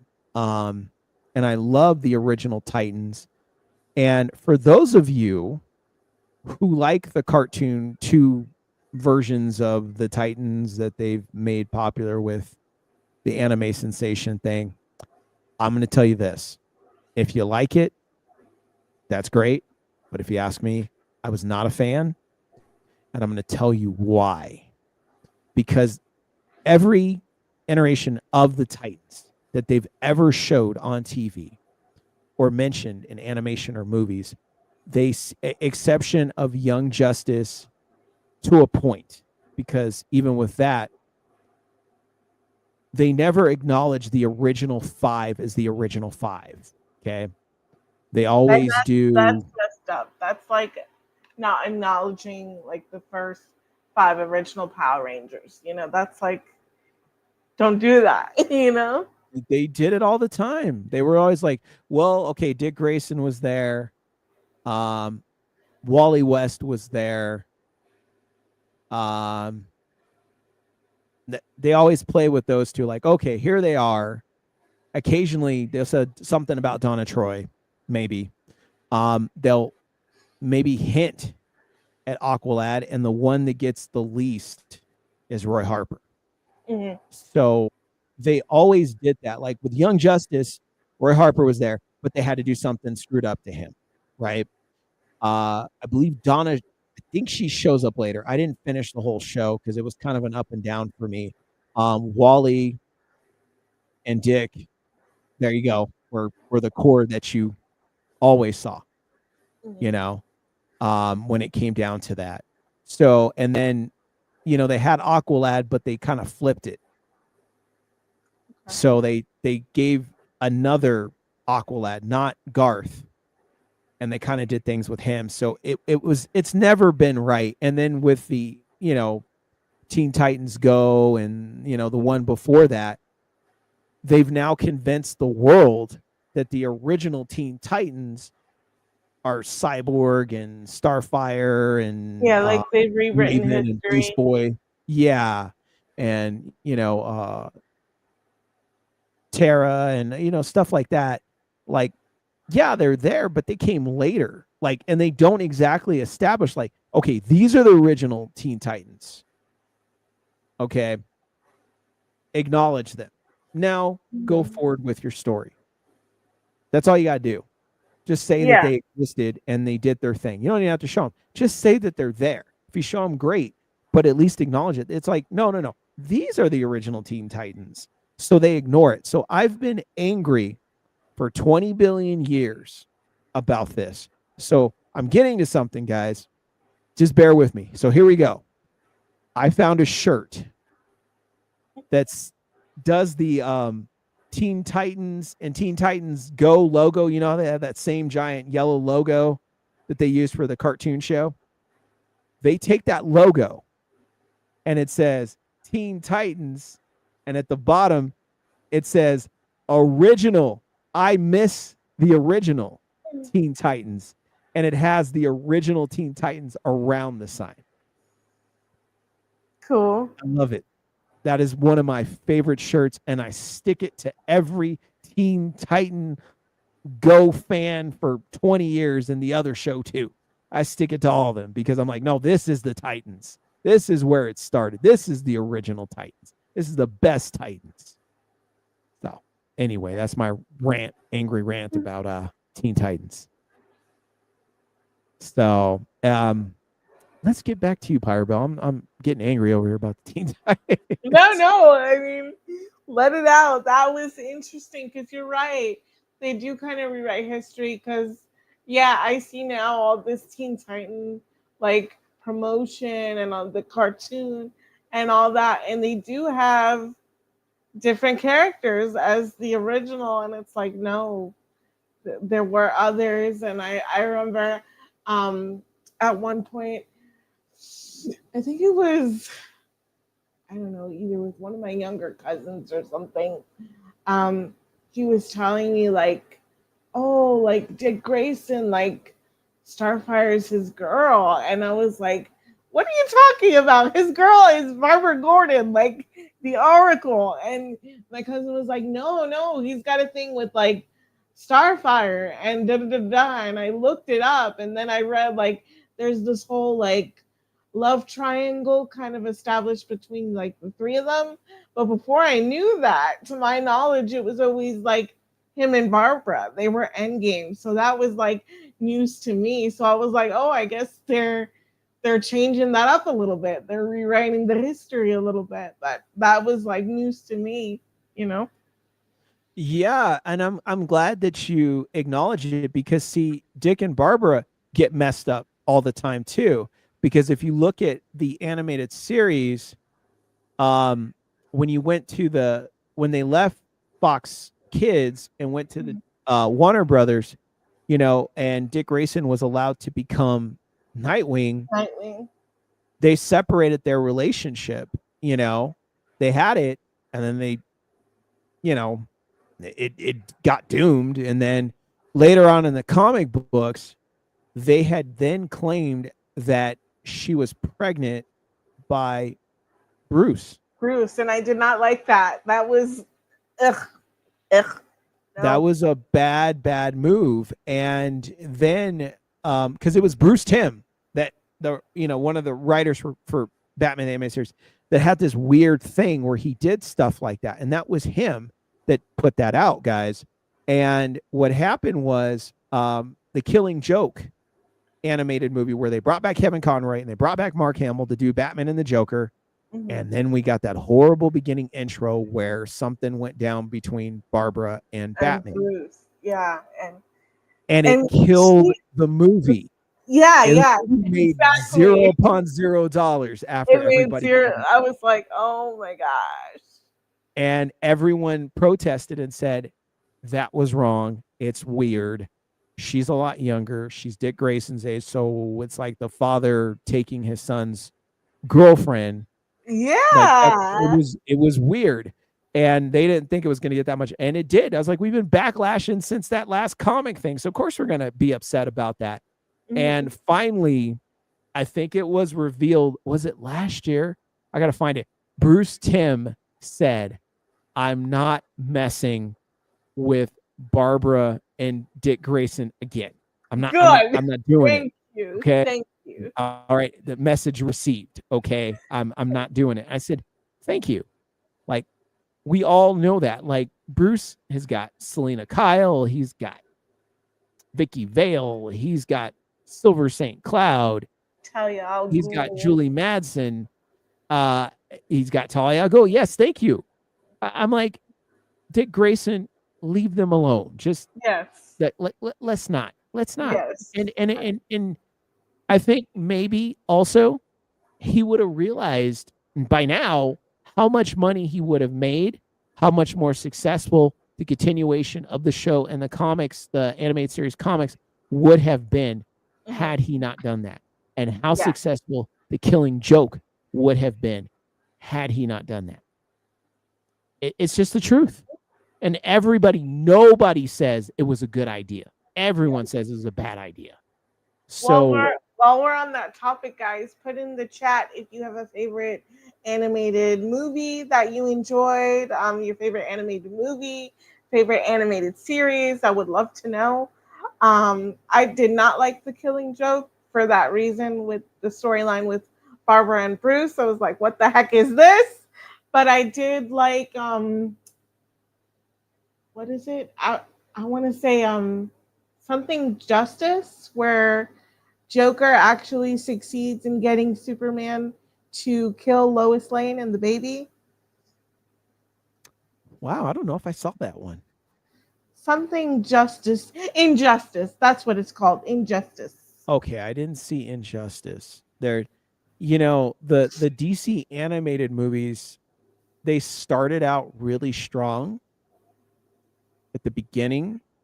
A lot of stuff they did was real strong, and then it started to kind of slip. Mm-hmm.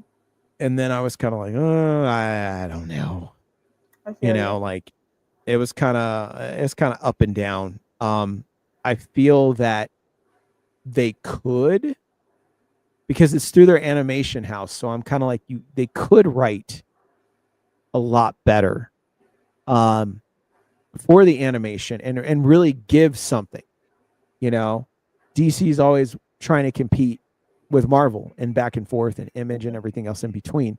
So I'm like, oh, well, you got something here you could really build on,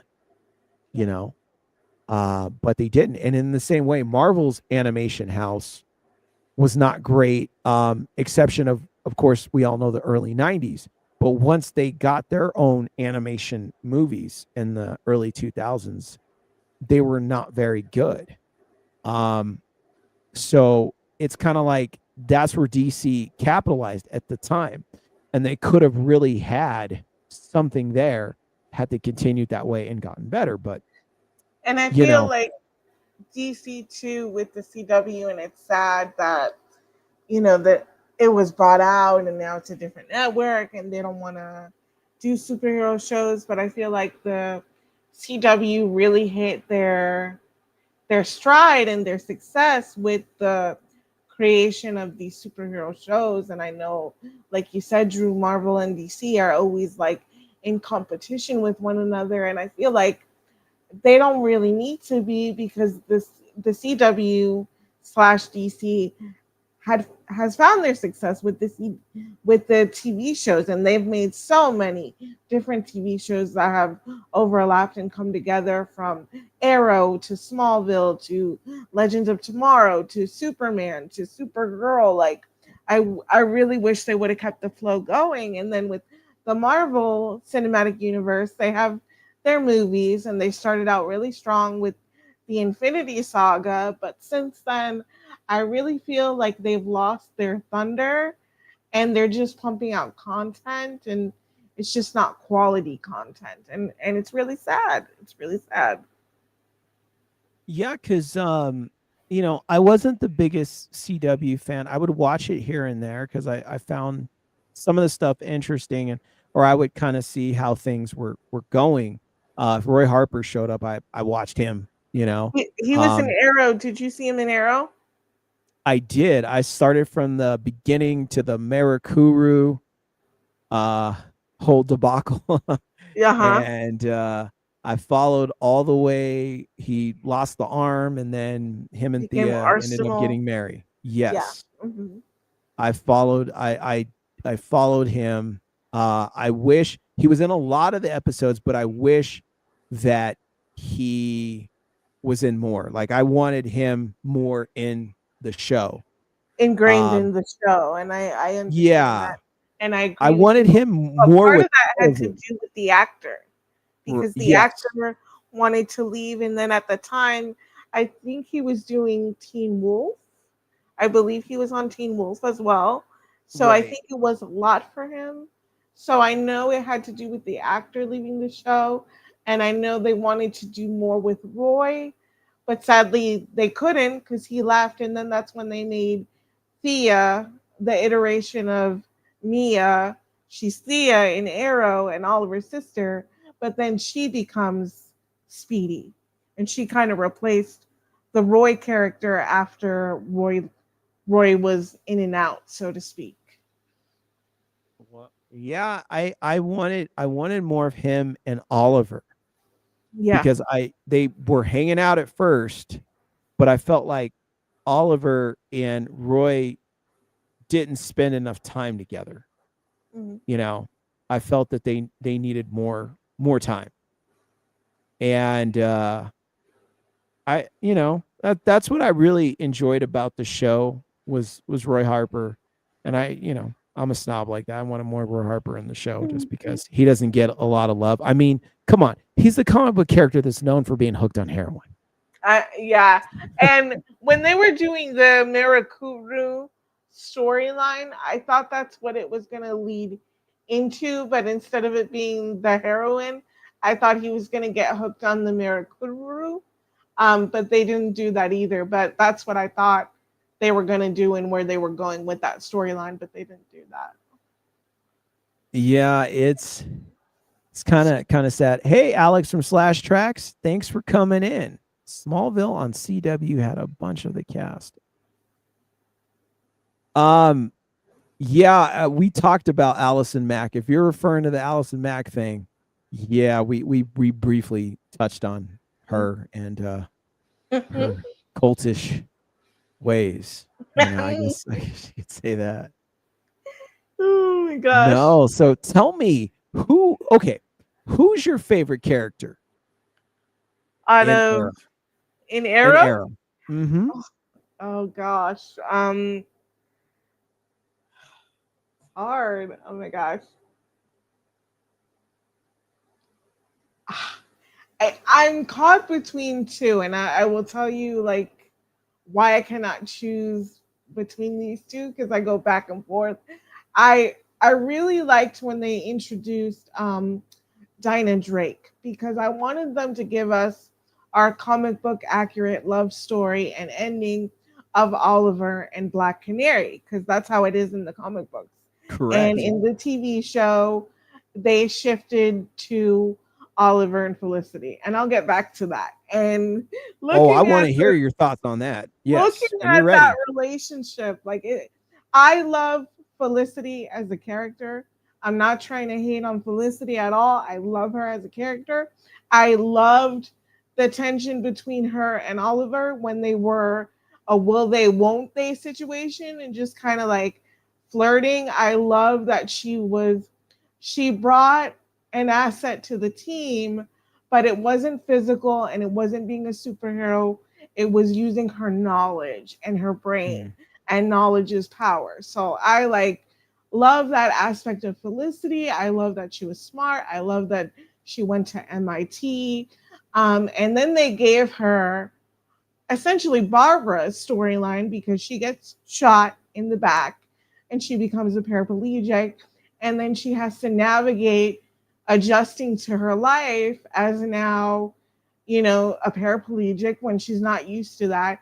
But throughout that storyline, she realizes she can still do everything she was doing because her source of power, comes from her brain, her knowledge, not her body and not her bronze. And I loved that storyline for her, but her with Oliver as a couple, not so much. I did not like that.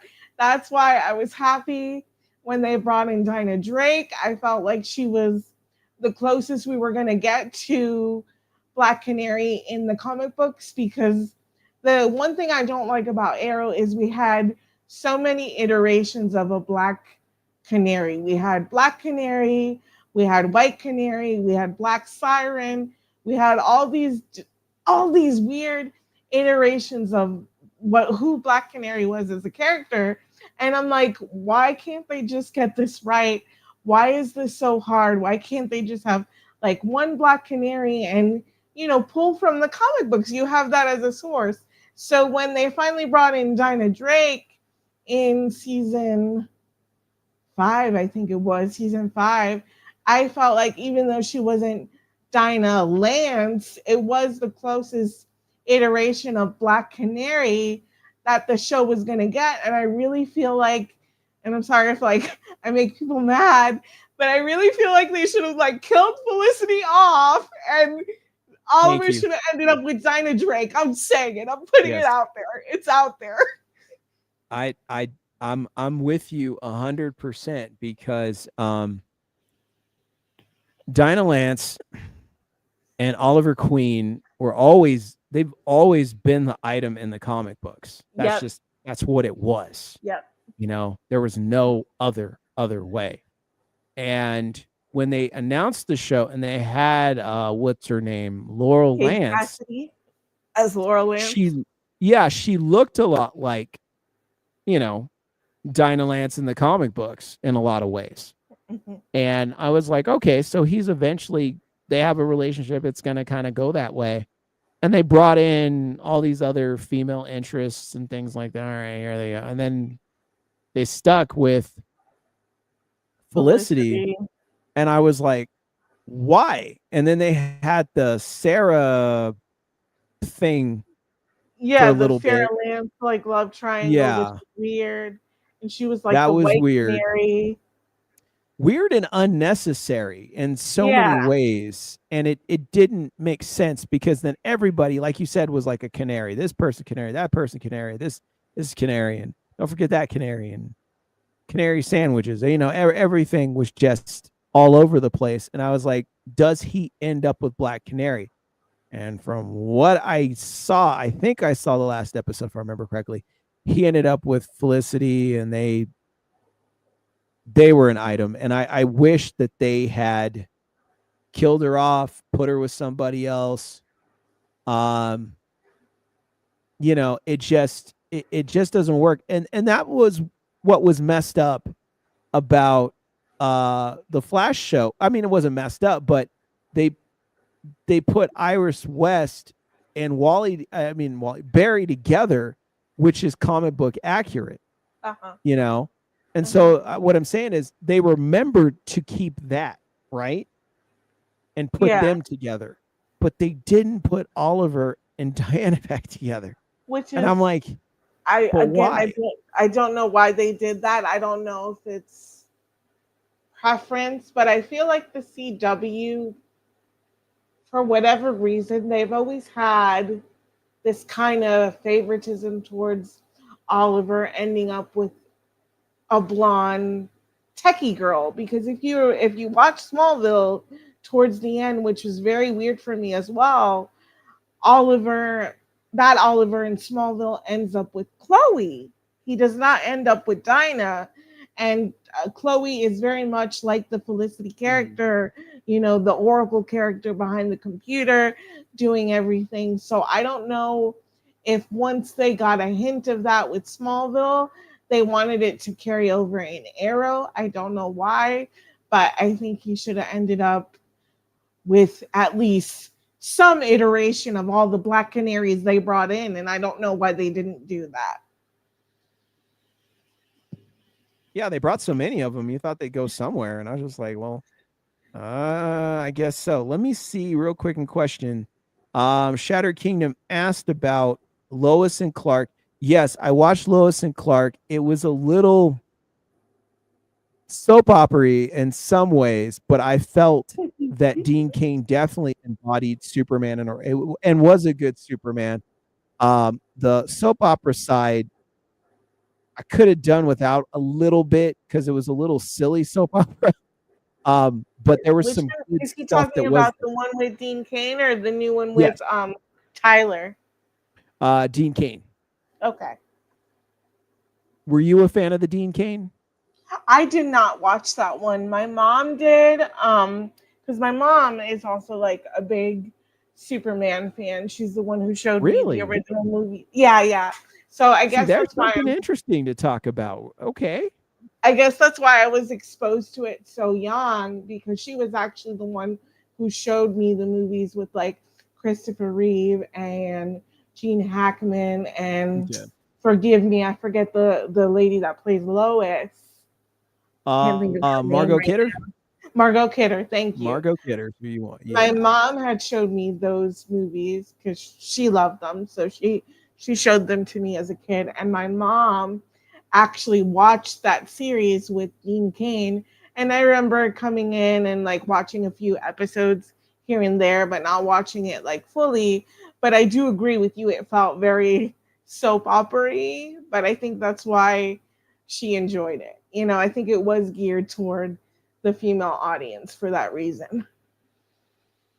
Yeah, I definitely felt that Dean Cain looked great in the suit. He definitely was a good fit for Superman.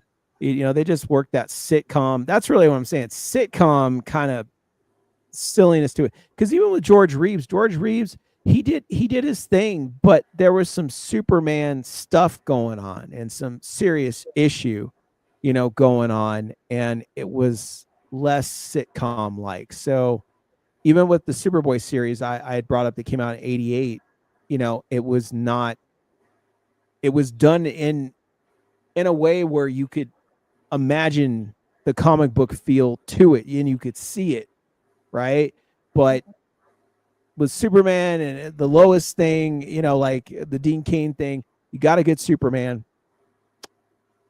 but the show around him, I felt was just, it wasn't awful, but it was okay. That's what I would say. It's all right. You Mhm. know, if they didn't have him, like it'd be in the toilet. But um, I felt that they really could have done some real comic book stuff with it, and it would have been really good to see. And that was always the downer for me because when they had those moments, they were really cool. But then when they didn't, it was really silly. So that's my take, Shatter Kingdom, on Lois and Clark. What else we got? Alex from Slash Track, Felicity. How does Felicity affect LeBron James' legacy? I don't know, to be honest. Hey Nicole. Hey Alex and Nicole. Were you guys fans of the recent Flash movie? You're talking about Flashpoint Flashpoint. with Ezra, what's his name? Ezra Miller. Okay. So, okay. Here's what I'll say. I'm not a fan of Ezra Miller's interpretation of the Flash. He's very not in any way Barry Allen. I agree. Nobody has nailed Barry Allen 100%. John Wesley Shipp, even though the show didn't have the biggest budget as far as personality wise, he was probably the closest. What's his name? Grant Gustin. He's nothing like Barry. I would say he was more Wally West. If Yeah. I were to compare which Flash he was the closest to, he'd be more Wally West than Barry Allen. Barry Allen is much more of a police forensic detective kind of feel to him. Um, he's more of a grown up. You know, Grant Gustin seemed more like a kid out of college. Yep. Barry Allen is like perfect blonde, crew cut, straight laced, facts, forensic, you know, deep detective minded kind of person. So I haven't seen that quite yet, except for John Wesley Shipp. what they did show for the time they had, he was probably the more closer to that. The return of Michael Keaton, that was interesting. He did a good job for what they gave him. Keaton was never my favorite Batman, but he's a great actor. But he's not okay. Michael Keaton is good for the Tim Burton world universe thing. Okay. But as Batman, as Bruce Wayne, he's far from Bruce Wayne or Batman. Very, very far. He works in the Tim Burton universe, but to compare him to the comic book universe or and trying to make an accurate depiction of Batman, he's far from it. I always said that they should have gotten Alec Baldwin in 1989. He should have been Batman. Or they could have taken Val Kilmer then in 1989. Those were your two best candidates for Batman in 1989. And what's interesting is, see, Michael Keaton and Tim Burton worked together, right? So they had that working relationship. But also on that same Beetlejuice movie, you had Alec Baldwin.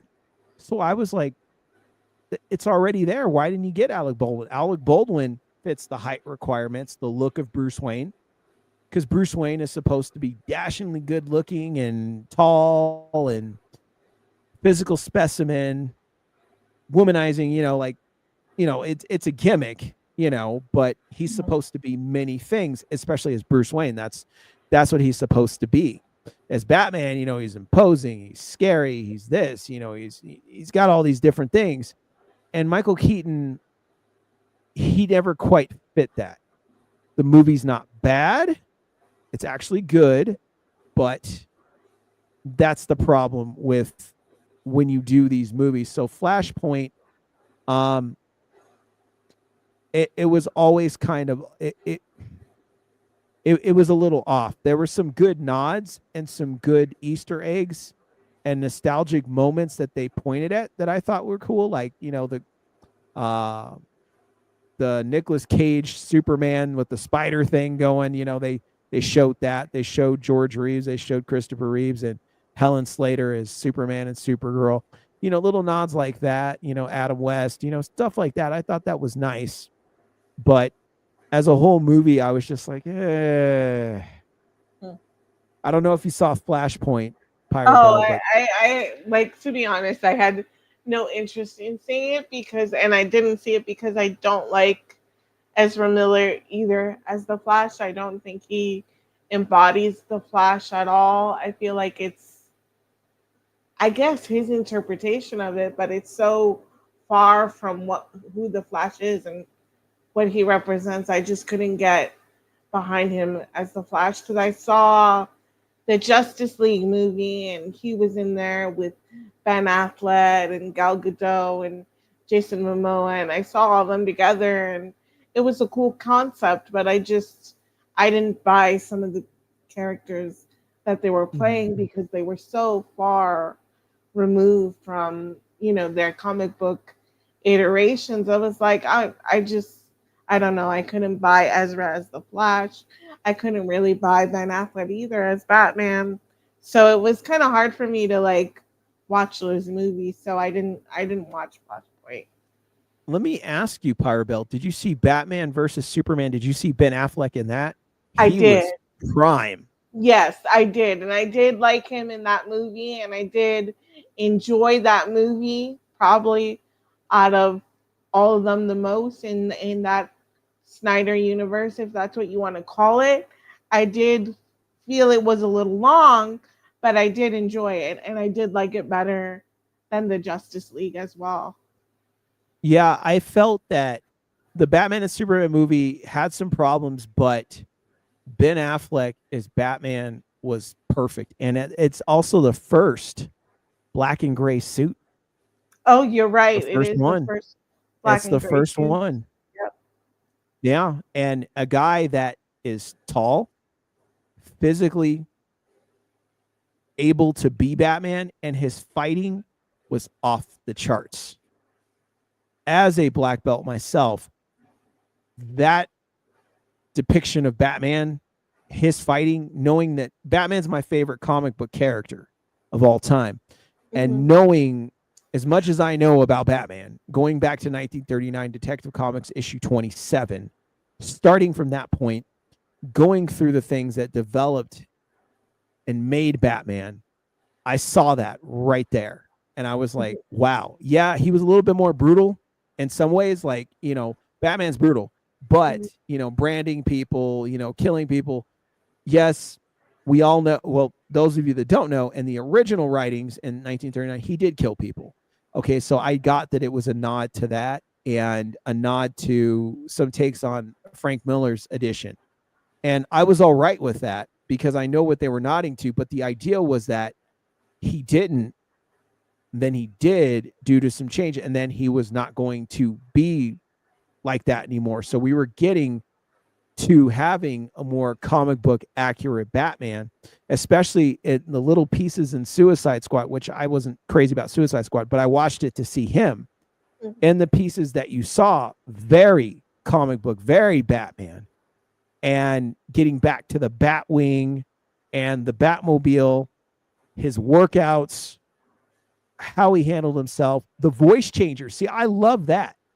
Was like, everybody doing the Clint Eastwood, raspy voice. Use a voice changer. Yeah. Your voice doesn't get scratched up, right? And it's going to sound interesting and cool. And that voice changer was cool. And I was like, they fixed that problem. Perfect. So you've got the perfect setup. Pyrabelle, did you know about the movie that Ben Affleck was supposed to do for a solo Batman movie? I heard of it that he was supposed to have his own solo Batman movie, but it never came to fruition, and I don't know what the premise was for it. Do you? I do. So are you familiar with the character Deathstroke? Yes, Yes. you are, Yes. because Yes. you watched Arrow. Okay. So imagine Joe Maggiolino, who you saw as Deathstroke at the end of Batman versus Superman. He breaks out, in the cut, he breaks Lex Luthor out of jail. He tells him, Batman is Bruce Wayne. I want you to go find him. So the next movie, that was the original The Batman, not Robert Pattinson, but The Batman was supposed to be Ben Affleck as Batman and Joe Maggiolino going head to head. And Ben Affleck was supposed to either direct or really write a lot of it.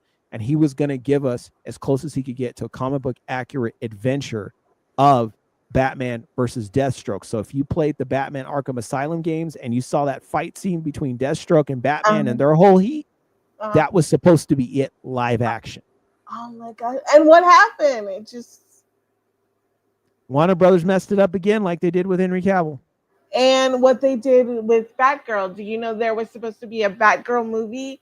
They made it. It's Leslie vaulted. Grace. Yeah. We're never going to see it. And I wanted to see it. I know Leslie Grace was casted as Batgirl. They made that movie. And it's not going to see the light of day. And I don't know Keaton's why. in that.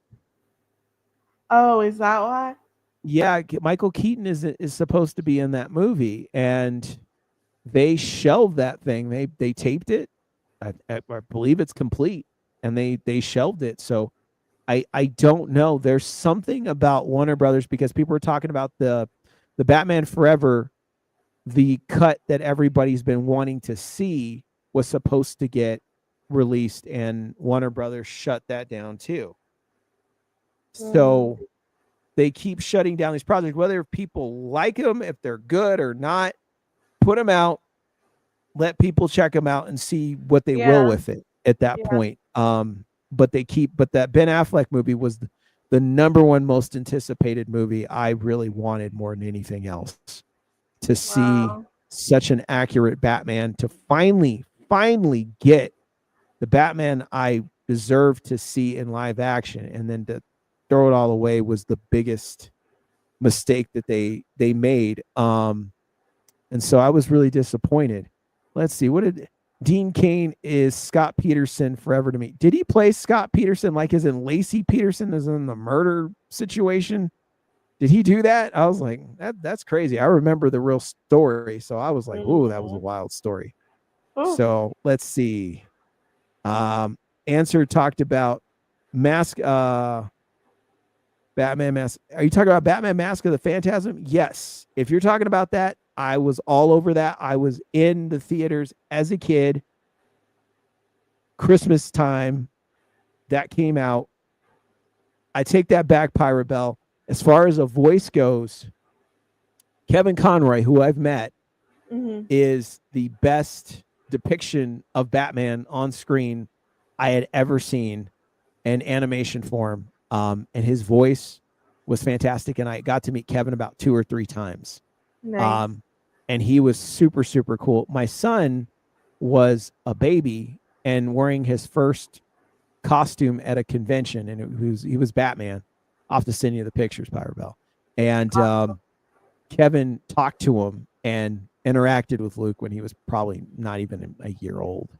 You know, I think he was like probably give or take about 5 months, maybe at the oldest. Oh wow. Maybe 6. That is, Yeah, he that's was cool though. yeah, he was telling me, he's like, all right, you got to be a Batman fan now. You got to pass on the generation, keep it going, So it was really cool. So yes, I'm vengeance. I am the night. I am Batman. Kevin Conroy he was something special. Mhm. And Lauren Lester, let's give him a shout out, who voiced Dick Grayson in the animated Good series Lester. and did most of the Dick Grayson stuff. Oh wow.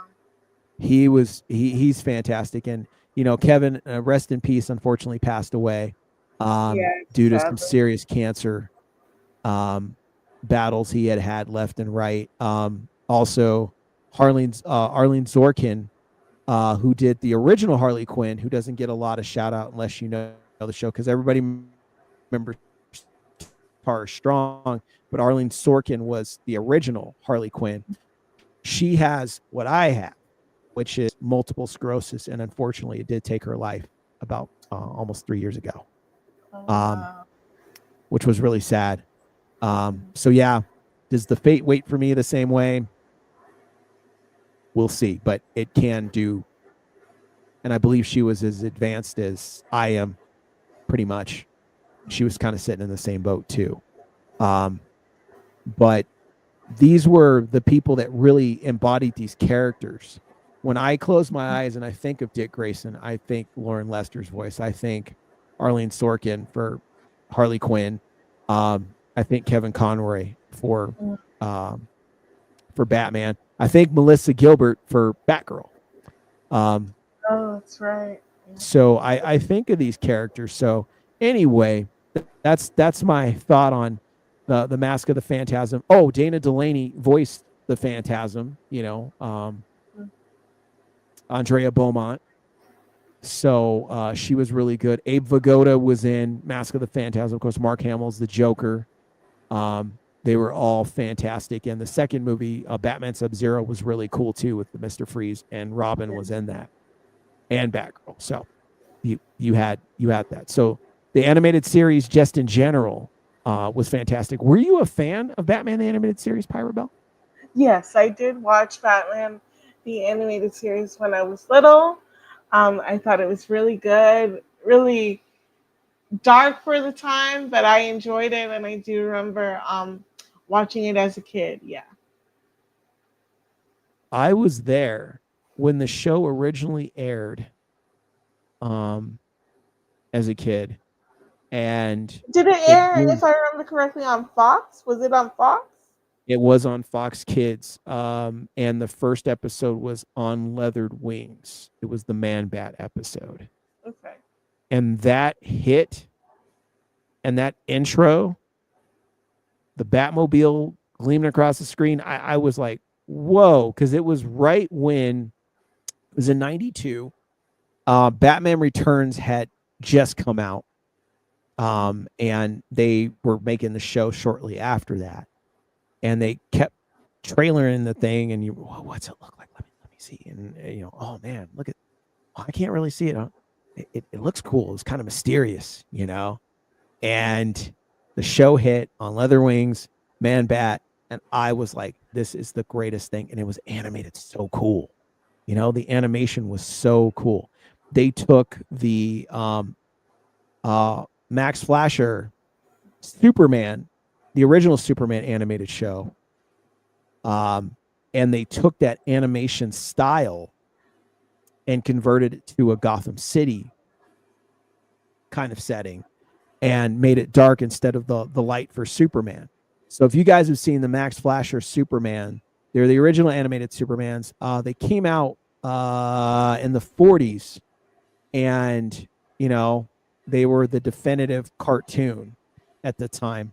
So they decided when they did that they wanted to take that kind of style and animation and bring it to Batman the Animated Series and really make it stand out. And then they wanted to make it like a, here's where it gets cool, Pyrabelle. They wanted to do it like a production. So it was like a movie when you watched it.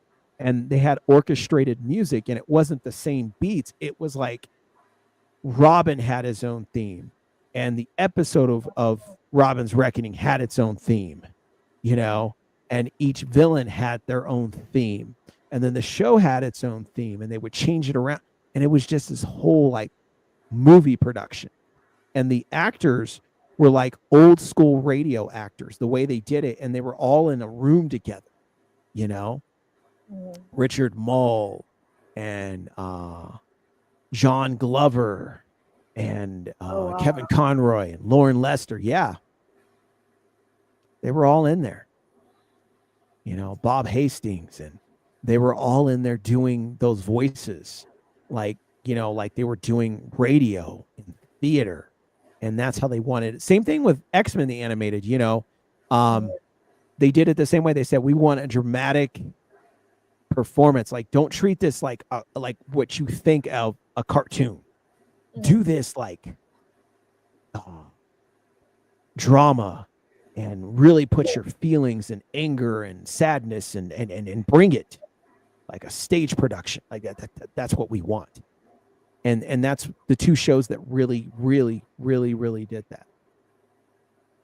So they really brought that. So anyway, I'm going off on my tangent, but yes, I love Batman the Animated Series. Yes, it was great. It was a game changer. You know, I don't think that we would have some of the things that we have today had it not been for Batman the Animated Series. And I live and die by that, because it's just I'm old enough to remember a time. Hold on one second. Sure. Yeah, let me. Well, Don't stand to the camera. You need something? we're waiting for Drew to get back to us.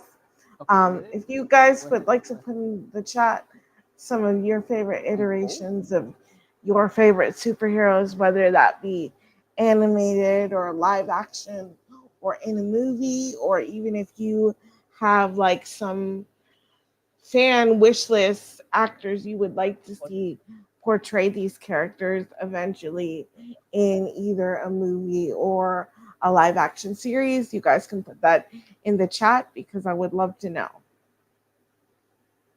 Let's see. I'm back in. Thank you, Pyrabelle, for your wonderful commercial and telling people what's going on. You do a great job. Great job. No problem. And people asked about what's better, Superman 4 or Power Rangers Turbo. Ooh. Probably Superman 4 for me, just because it was still nostalgic to see Christopher Reeves. I know in Bring Back Gene Hackman, I know and John Cryer and stuff. I know that it was not to the caliber of the previous Superman films. But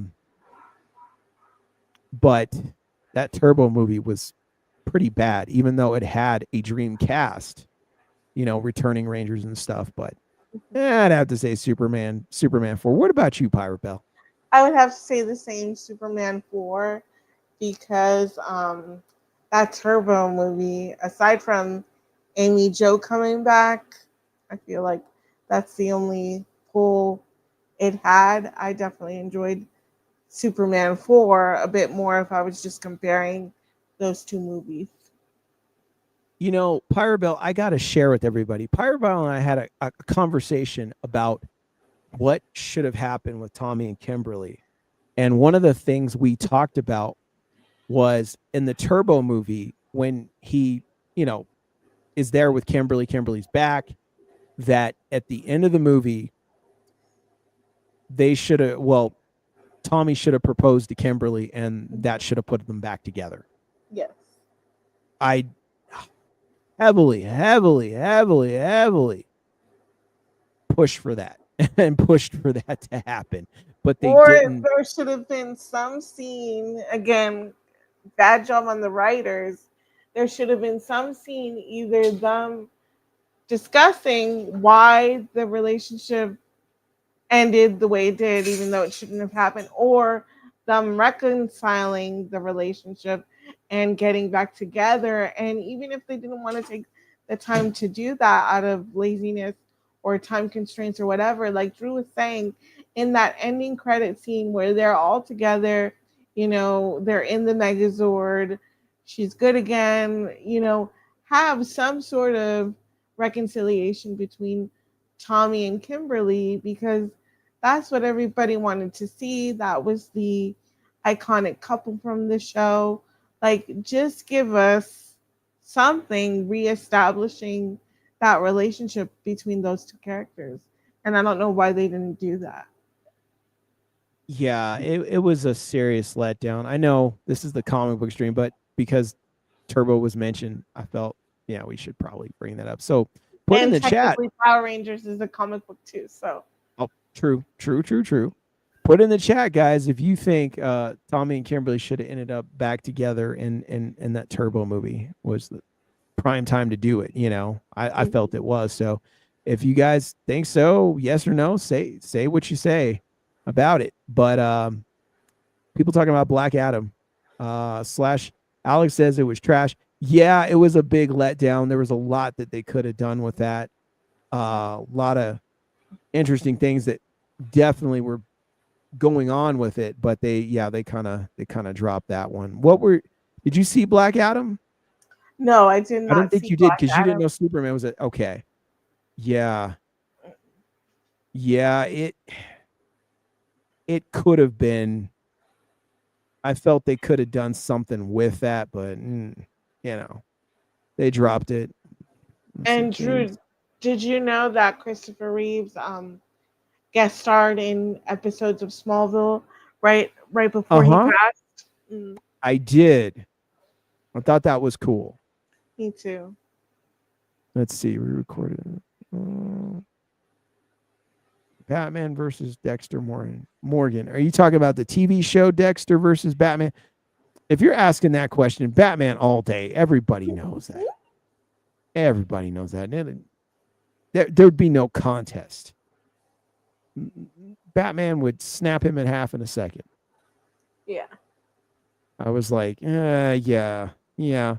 Let's see, Aerostream. Yeah, Ben Affleck, that's what it was. He was supposed to write. I knew he was supposed to direct or write, or both, with that. And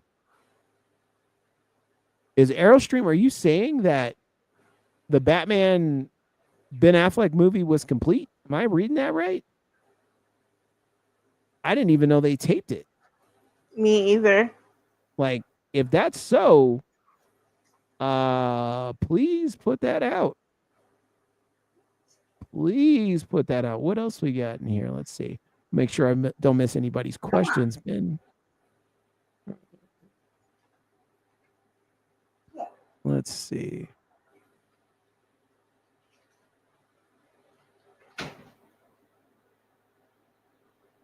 Let's see. Oh, Batgirl was gonna be. Yeah, that's the Batgirl. Yeah, okay. So the Batgirl, because I didn't think they taped the Batman movie. But yeah, they vaulted that. Yeah, I remember when that happened. I was like, oh man. So Alex is saying Jason and Kim, Tommy and Zach. I mean, Tommy and Zach. Tommy and Kat. Tommy and Kat. Okay. Hard no. Yeah, I gotta disagree with you, buddy. I love you over there, but Tommy and Kat were never. Even Catherine Sutherland said like she didn't know why they put them together because it just it wasn't work. She's like, Oh, I didn't get it. She's like, I was familiar enough to know that they had a history, and she said I felt that the Kimberly and Tommy thing should have been it, and I don't know why they put us together. They should have put her together with Steve Cardenas with Rocky or something, to give him yeah. something since he never got anything on the show. It's like, they could have done that. Adam and Tanya, we all knew that they Mhm. had, some history and, that they were kind of somewhat of an item. They hung out a lot. They were always together. So I was like, Making eyes at each other, you yeah, know. I was kind of like, that was the relationship right there that was natural. Tommy and Catherine It was very is forced. it was very. Remember they put them together, and then the next episode it was like it never even happened. Yeah, yeah, it was so strange, but they probably did that because they had such a backlash for it. Because, like you said, they put them together in Zio, and when Turbo started, it was like there was nothing between them, nothing. And then when they did that 25th anniversary special, like it's implied that him and Kat have a kid. I'm like, when did that happen? I'm sorry, Josh. I got you and Alex mixed up. You're both in here, so Josh, I see you got the rainbow design. Alex, you've got the stand. So I'm sorry I got you guys mixed up, but you both are here, and you both have Mhm. the same name mixed in there. So Mhm. I'm sorry I mixed you guys up. I'll get it right next time. They tried to make us hate Kim with that Dear John letter. They Yeah, that really Dear John did. letter And was lame. Amy Jo has said in interviews that her character would never do that, that she never wrote that letter. And I believe her. I believe her. She fought for, yeah, I remember she fought for Tommy. She was saying that. She was like, that's my guy. She's like, she's like, I was Yeah. with that. That's Yeah. why I guess in that the 2017 Power Ranger movie, they had both of them together. Hmm. So because they really wanted to show that. And I felt like that, yeah, that was important. I wish they had more scenes. Me too. Um, because the one scene they gave us, which was cool to see them, but it would have been really cool to have them, Interact and yeah, actually have talking, dialogue. and Yeah. yeah, that would have Not been just nice. sitting there looking over. I mean, it was cool, but I was like, give me more, Like, Quick poll: Teenage Mutant Ninja Turtles 3 or jump. Oh boy, I don't know. Josh, you crack me up, man. So, Pyrabelle, we talked yeah. about Smallville. We talked about we kind of talked about Superman and Lois to a point. Mhm. Um, what other CW shows? Because I know there's Legends of Tomorrow, and then there's The Uh-huh. Flash. Which Yeah, one and do you there's want to get into next? um I guess we could do I guess we could do the Flash because Okay. I'll be honest, I only saw the first season of Legends of Tomorrow. I didn't watch all of them. I didn't really enjoy that show. I felt it was too all over the place, but I did watch, all of the Flash. So we can do the Flash next. Okay, let's get into The Flash. The Flash. I know, like you were saying, Drew, Grant Gustin is very different from his counterpart in the comic book. And I know Grant Gustin has gone in interviews saying, like, he really didn't think he was going to get the part at all because he didn't look like Barry Allen. Barry Allen was this blonde kid, lean, and Grant Gustin was taller, had the darker hair, darker eyes. He was just like, I didn't look like Barry Allen, so I didn't expect at all to get the part. But his agent wanted him to audition. He auditioned, and apparently, whatever he did in that audition, like he sold, the producers on him being Barry. And there was even discussion because Grant wanted to be true to the comic book counterpart. He was like, do you want me to dye my hair? Do you want me to wear contacts? And they told him no, because we have plans for the show going on a couple of years, and we don't want to like fry your hair dyeing it blonde every couple of weeks or couple of months or whatever. But I know that was, Grant had his reservations, and that was part of the discussion. Like, should I look more like the comic book character? And they decided against it. Yeah, I know the show's flipped inside out, like Iris West doesn't look like Iris West like she did in the comic books. Mhm. Um, they changed that. They, of course, then they changed Wally. Um, and I was kind of like, I'm not really into switches like that, because I like the characters as they were. Mhm. Um, but I will say that Iris's dad, Joe, Joe. very strong, good character. I Mhm. really liked his character a lot. Yeah, I did too. I Now, thought he was a really good father figure. do you think they switched things up so much like that on purpose because they don't have like all the rights to take it directly out of the comic book, or do you think they do that to give it like a flair of its own, or do you think it's a little bit of both? Okay. So I actually looked into this because all the things you just said are things to consider. But what I find out a lot of times in these shows is, especially nowadays, not years ago, sometimes, years ago, they would pick people because they felt that they would work out well for the part. Mhm. But a lot of the time now, they're checking a lot of boxes when they're casting a lot of these movies and TV shows.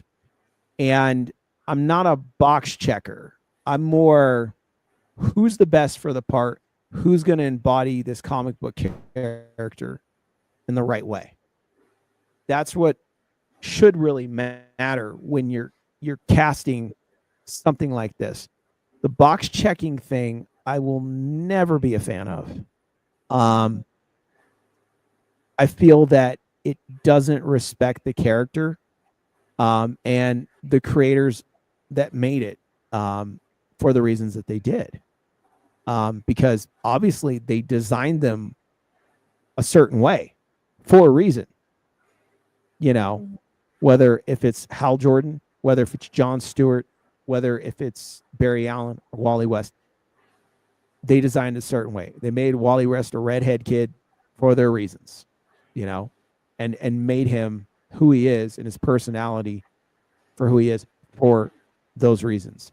And I think if you want to respect that and give homage to those creators, you should try to get close to that the best you Mhm. can. Um, so the box checking thing, it's a little old for me. And that was my problem with not just the CW, but with a lot of things that they've put out, it's like, or make a new character, you know, Like they you could did do with that. John Diggle, and I really enjoyed Diggle's character. And I know he's not an original comic book Mhm. character, and they also did the same thing with Chloe from Smallville. Right. I could take that because John Diggle was a good character. Make a new character. All right, fine. Put him in there. But if the character already exists, try to fit what that character represents and what they look like, what they're about. There's a whole reason why they did that, and I wish that they would keep that right. And then the goal is to make a good story, tell a good story, and put it out there. Um, and not make, and I don't mean to be mean, but social issues should not drive the show. Hmm. Like, what's the thing that drives Batman or Superman? Give us that because there's a reason why Batman and Superman have been around since the 1930s. And my son, being young, knows who they are. Even though those characters are as old as my father, there's a reason why they've been around this long. And why people know the Fantastic Four or Spider-Man and other characters, because they've been written so well for so long. And in comic books right now, like a lot of comic book companies have not been writing some of these characters good and continuing on the legacy. Some have, a whole bunch haven't. And I've had this conversation with original comic book creators. I've had the pleasure of sitting with Sir Mike Barron, who wrote with Chuck Dixon some of the best Punisher Marvel stuff out there. Mm. And he told me this. He was like, man, Marvel moved all us out, that we're not going with certain plans and things and ideas. And they brought all these other people in that really don't know how to write comic books, but they're there to check a box. And that's why they're here. Instead of making good character, good content, and making characters that people want to cheer for and get behind, they just want to check a box. So he said myself and a lot of the older creators, were kind of pushed out. Yeah. Mm. Let me hear your thoughts on that, Pyrabelle, if you don't mind Checking a sharing. box. You feel that's what the CW is doing with their shows? I feel that in some ways they have, and in some ways they haven't. Okay. Kind of a Okay. mix. I can see where you're coming from with that, because I have other friends I've spoken to where they watch the shows too, and they kind of fall off the bandwagon because they've said the same thing. Like they're just checking off stuff off a list, and they're integrating it into a superhero show, whether, like you were saying, Drew, whether it be like political or Mhm. social issues, and I see it, and sometimes I felt not necessarily the superhero shows, but definitely the CW in their marketing or whatever could be very um, political, or what's the other word I want to use?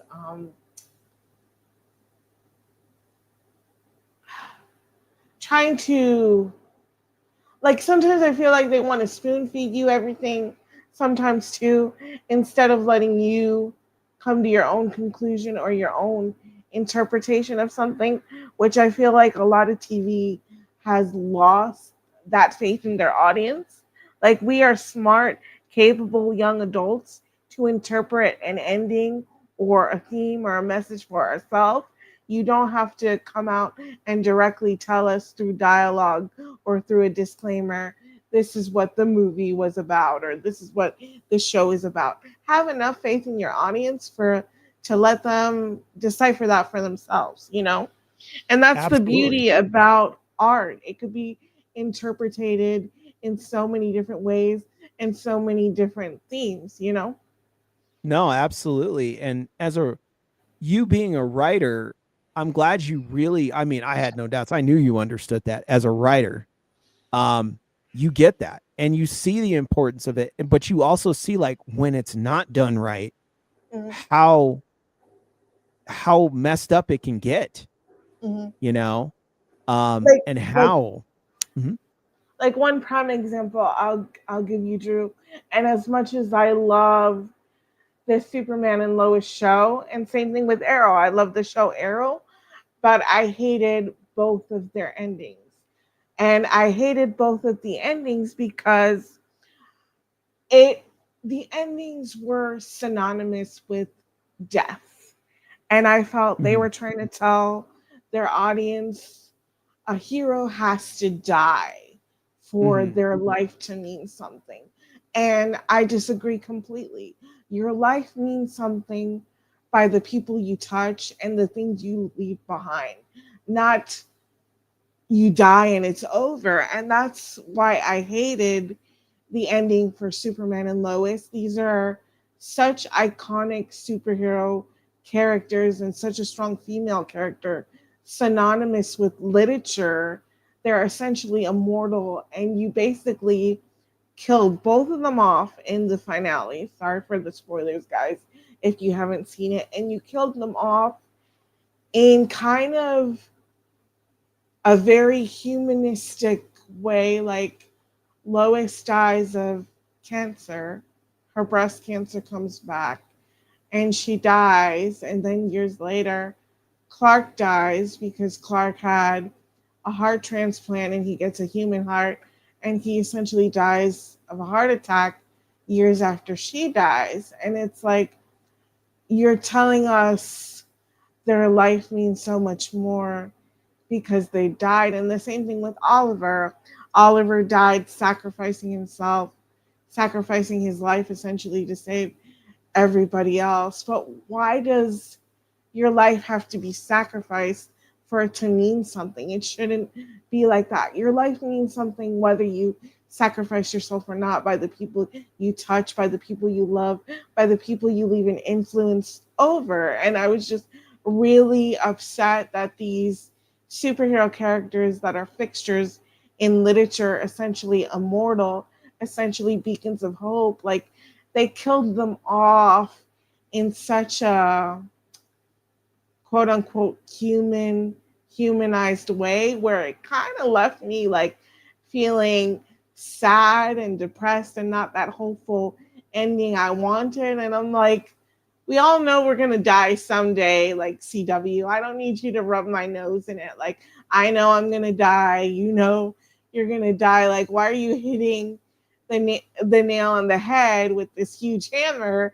And both endings for both shows just like really bothered me. Like, you don't have to sacrifice your life for some greater cause or for some greater good for your life to mean something. It's just, I don't know. I didn't agree with it. And they did the same thing with Tony Stark in the Avengers. And I just don't like this new trope that Hollywood has adopted. Like, the hero has to die at the end of the story for the story to have an impact. No, I think that's bullshit. I agree 100% because I'm an original trilogy Star Wars fan, and you know how that went. They killed off the main cast, Yeah, every except single one of them. yeah, except for Billy D. Williams, Lando Calrissian, Chewbacca, 3PO, Mhm. R2. The brief second you see Wedge Antilles, but everybody else bit the farm. You know, Yeah. it was, and they died in ridiculous ways for no reason. Like, it was really, really just to do it. You know, and I was just like, okay, but this serves no purpose. And Luke Skywalker is the greatest cinematic hero we've ever had. Hmm. You know, and he represents hope, and he represents the hero that always pushes and fights no matter if the odds are against him. And when you take that away, you kill that, you know? Yeah. And that's the thing about it. And Mark Hamill himself has said this and been very upset and very animate about the whole thing, you know? Hmm. And he just, why do they do this? It's like, as far as I'm concerned, Chris Claremont, you know who Chris Claremont is? Mm-mm. Okay, so Chris Claremont is one of the greatest I say he's the greatest comic book writer of all time. He's the guy that took the X-Men and made them what they are. Okay. He wrote the Phoenix Saga. He, you know, talked to Lynn Wein about taking Wolverine from Hulk 181 and putting him on the X-Men team. He made Storm and Nightcrawler and Colossus, and Thunderbird. He took the X-Men to their biggest popularity. And he also worked with Jim Lee in the 90s when the X-Men explosion happened and they sold 8.7 million copies of one comic book, X-Men #1, which still holds the record to this day, Hmm. which is a lot of comic books. Yeah. Yeah. That is. That And is. so, and Jim Lee is now running DC Comics, you know, but he started Wow. X-Men, right? So, Wow. with, Jim Lee is everywhere. If, hey, on my mouse pad, Hmm. Jim Lee is everywhere. So the thing that Chris Claremont had said, from the greatest comic book writer we've ever had, um, he wrote God Loves Man Kills for the X-Men, all kinds of stuff.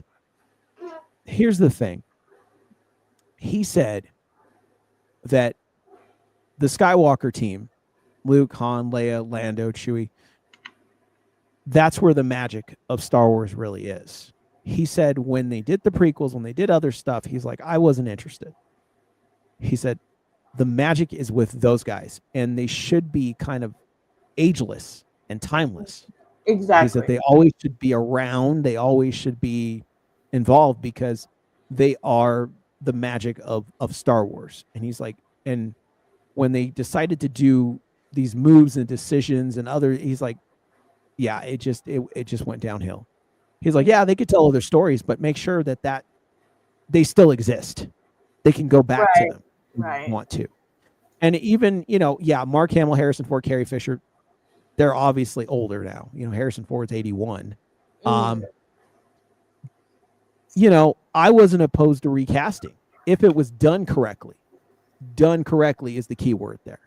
And to tell more of their stories where it's kind of like a James Bond thing where they're always going to be around. Where it's like Superman, always around, ageless. And I like what you said because what I'm saying too is kind of connected to what you're saying. They're kind of stripping that hero thing away. Yeah. And they're saying, oh, in order to be a hero, you always have to die, or you always got to do this, or you got to do that. It's like, no, we know what makes a hero. Yeah. The hero doesn't always have to die. No. The hero does not always have to be something like that's so crazy conflicted in different things. The hero can rise. Yeah, and the hero can be happy and get that happy ending and get the girl and have the kids and have the wife. Like, there's nothing wrong with that. Like, that's everyday life, Yeah, and they're saying there's something wrong with it because that's what you guys are telling me. There's something wrong with it. When you watch Return of the Jedi at the end, the circle's complete. That was the idea. The circle is complete. Now, I could get into the whole thing about how this is supposed to go down, but that's for another time.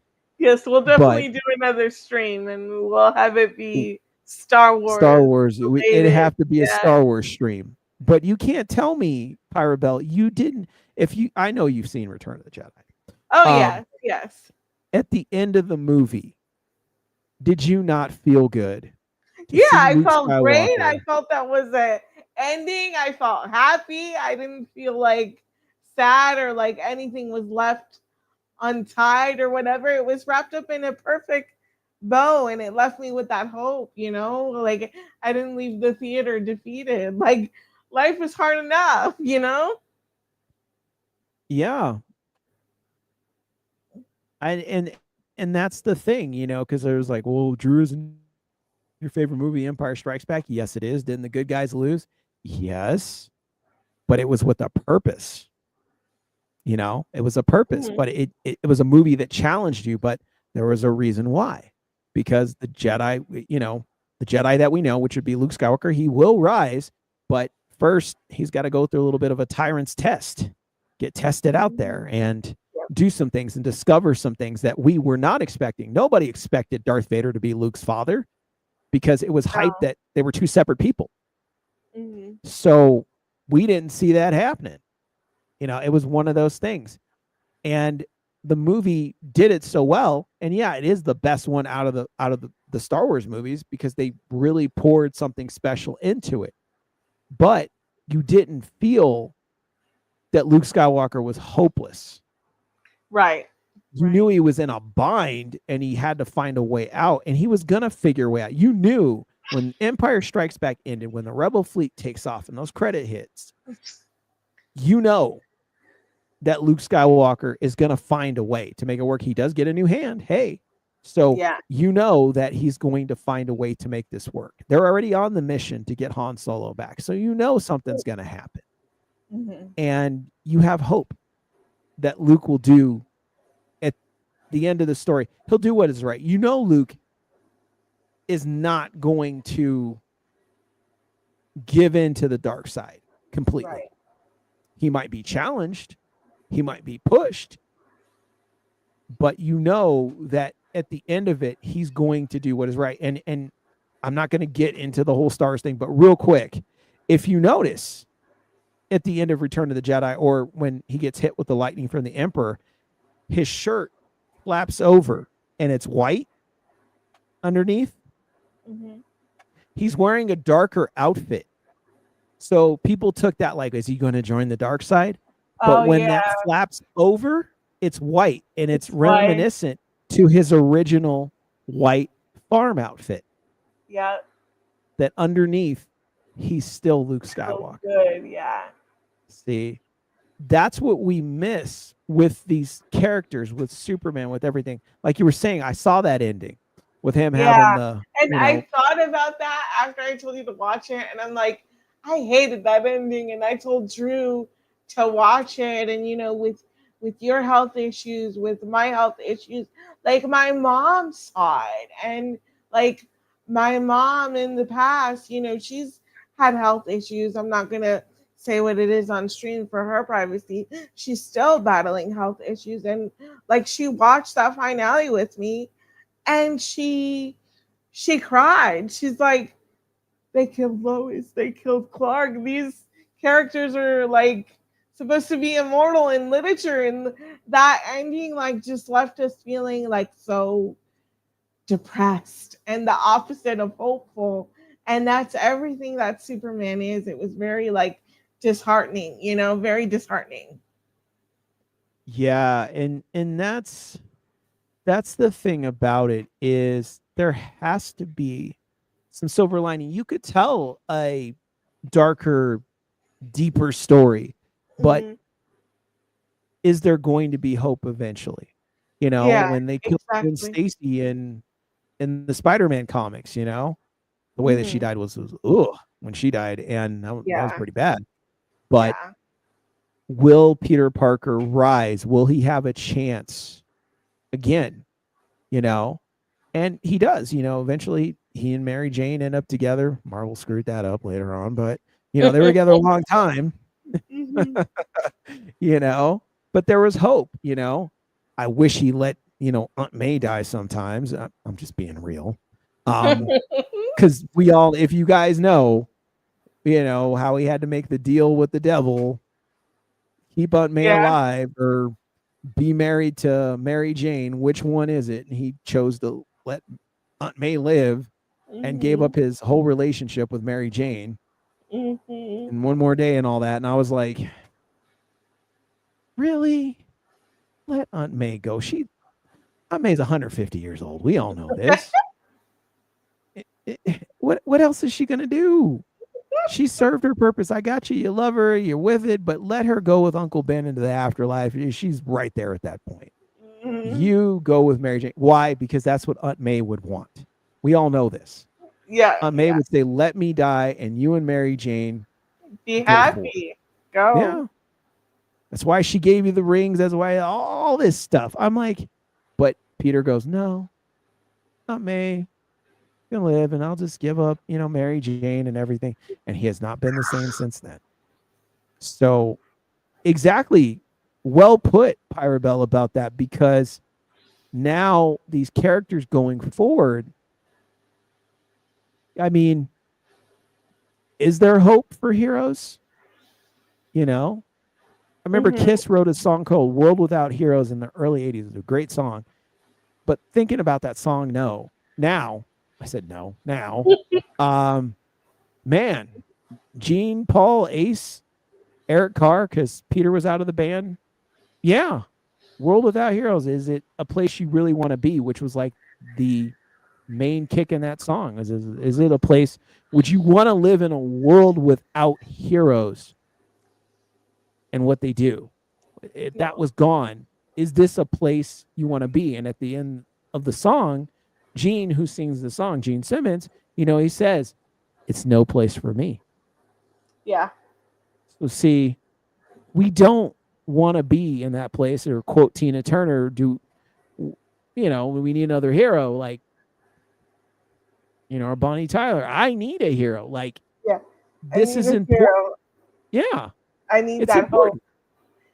And that's why I love like Superman so much. He is that beacon of hope. He's the optimist. He always looks for the bright side, even on the worst day. And just how they ended their story. I was just like, no, I'm not feeling that hope right now, guys. I'm just feeling sad and depressed, and that life ends in death, and you have to make sacrifice for it to mean something. And sometimes it's like, no, you have to be happy. You have to make good choices, build relationships, love, laugh. That makes your life meaningful. And Yeah. I feel like the CW just missed that mark. And every time I watch the series finale for Arrow or Superman and Lois or even Endgame, it's just kind of, it leaves me not feeling hopeful, and I don't like that. That's not what I go to the movies for. That's not what I watch TV for. I go to watch TV or go to the movies to disconnect and enjoy, something cinematically and leave the theater or turn off the TV feeling hopeful, not feeling worse. So I don't know. I agree. Like you could tell those sad stories, but they do have to end with something to live for and to feel positive. And it's like, yeah, you can do these stories that are all doom and gloom. I got you, but it just seems like that's all they want to do. And then the end game is this like no hope. Yeah. That's it. Like that's all you got. It used to be even like in movies like Alien, you've seen the original Alien, right? No. You have not. You saw the second Alien edit, edited, not the first. Sorry, guys. But the thing about it is, not to spoil anything, but the movie, they go to the planet. John Hurt gets infected, a face hugger, and Alien gets on the ship, and you're kind of drawing straws on which one's going to get it next on the crew, Mhm. and Sigourney survives, and you hear that music, that orchestrated music, that Jerry Goldsmith music. There's hope. Mhm. There's hope, at the end of it. Yeah, Mhm. it was a scary movie. It's my number one scariest movie that scared me more than anything else was the first. That's why I still haven't watched it. I don't blame you. It's a scary movie. And but it ends, but it's so well done. I think as a writer, Pyrabelle, hear me out here. As a Okay. writer, you would really appreciate because it's well written. Okay. You got Dan O'Bannon, you got Ridley Scott directing it. Um, it's a well done, well acted, well casted movie. I mean, you've got Sigourney Weaver, of course, and her Corny, yes. breakout role, and you've got Yaphet Kotto, who's a classic actor for many many years. You got John Hurt, who is fantastic. You got Ian Holm, who played Bilbo Baggins in the Lord of the Rings movies, the trilogy movies when he's older. Um, in it, you've got Tom Skerritt, Veronica Cartwright, for the Lost in Space fame, as well as other things, Invasion of the Body Snatchers with Donald Sutherland. You got a fantastic cast. And Harry Dean Stanton. I don't want to forget Harry Dean Stanton. Okay. He was fantastic. He was also in the movie Christine and a bunch of other stuff. One of the greatest character actors ever. They say he's number one.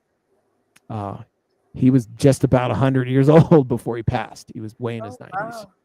wow. He was the guy. Did you ever see the Avengers, the original Avengers, the first one, when the Hulk crashes through and hits the Oh ground, yes, and the yes. old man that's talking to him saying, "Are you an alien?" That's Harry Dean Ah, Stanton. okay, okay. Okay, so you got him. So this is an amazing cast. I Wow, this will is an I will amazing cast. definitely put it on my bucket list to watch because I trust your judgment, and if you say it's a well written film, and I'm always looking for like just good writing to feed my soul as a writer personally and to Yeah. take note, I will definitely watch it. I will suck it up. I will not be a chicken. I will put my lights on and I will be like, okay, we're watching this. Well, I'll put it to you like this, Pyrabelle. If you guys don't mind, just bear with me a second, real quick. I saw the first 1979 Alien when I was about 9 years old, and I only got so far in. So I'm a year older than my son, Mhm. and it terrified me. I mean, I could not sleep. I was terrified, and um, I would not watch it again until my wife and I were dating. So I was 27 when I watched it again. And I was still sitting there like, oh no, the whole time. And I got through it. And I was like, yes, of course it's meant to get you a little bit, but it's Yeah. so well done. But when you get older, you appreciate the survival and the struggle and the challenge of these characters so much more when you're older, and you kind of separate the scary aspect. you Mhm. know you really focus in on that. So I would tell you, focus in on Ellen Ripley, Sigourney Weaver. Focus in on her and her Okay. journey. And do you like cats? Yes, I do. You won't after this movie. Oh God. Okay. You won't after this movie, because that I'm not even going to tell you, but we'll talk about it. You'll see, and you'll be like, Oh, that's what he's talking about. okay. Well, thank you for the So warning. I'm yeah, and a then little prepared.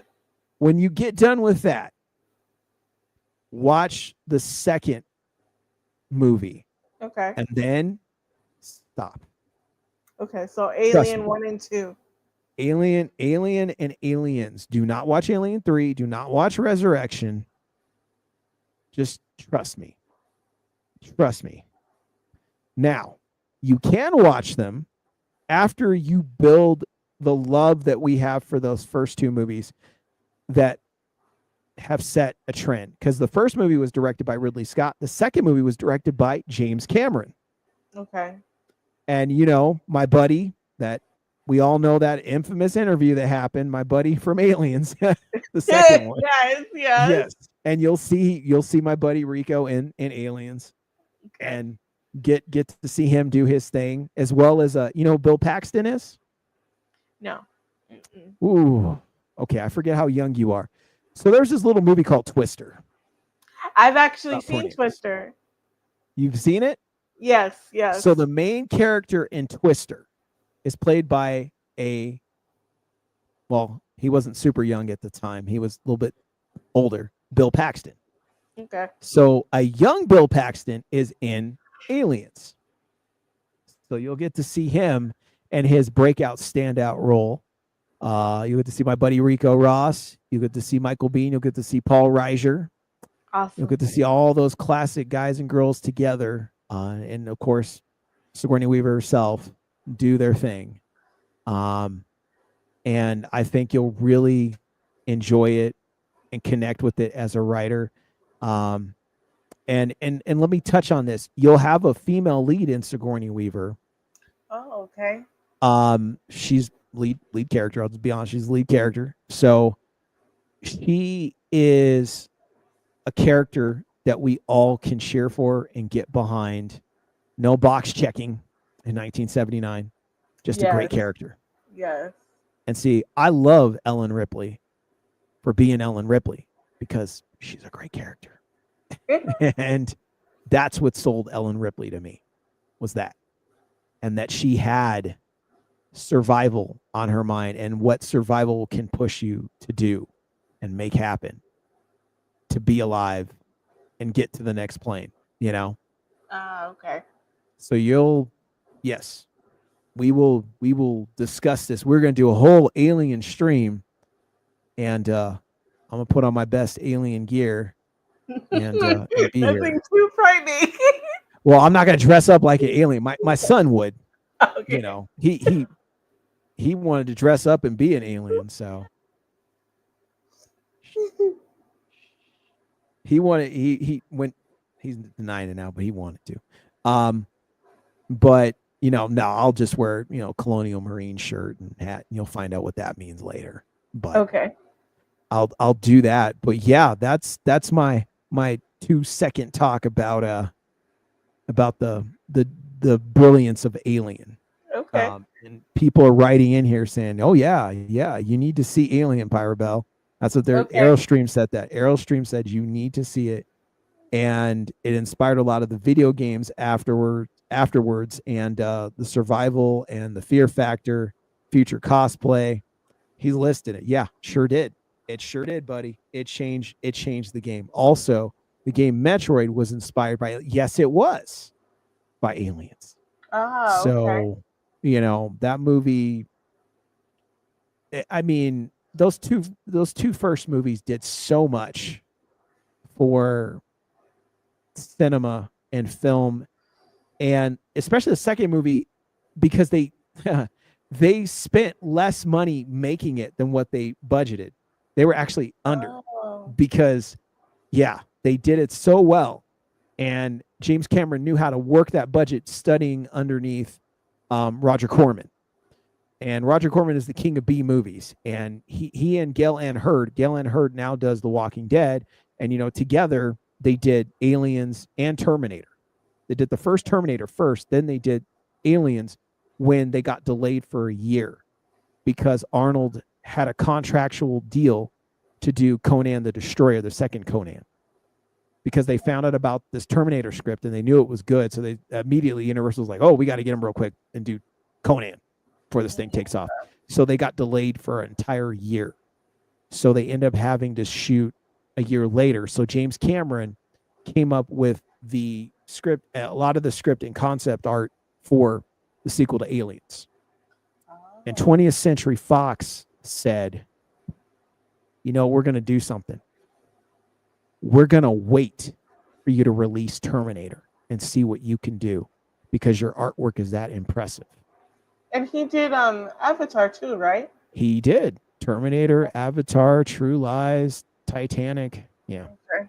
Okay. And this was the breakout thing. So he did Terminator. They loved it. It was a huge hit. They're glad they waited. And then he went into production for Aliens.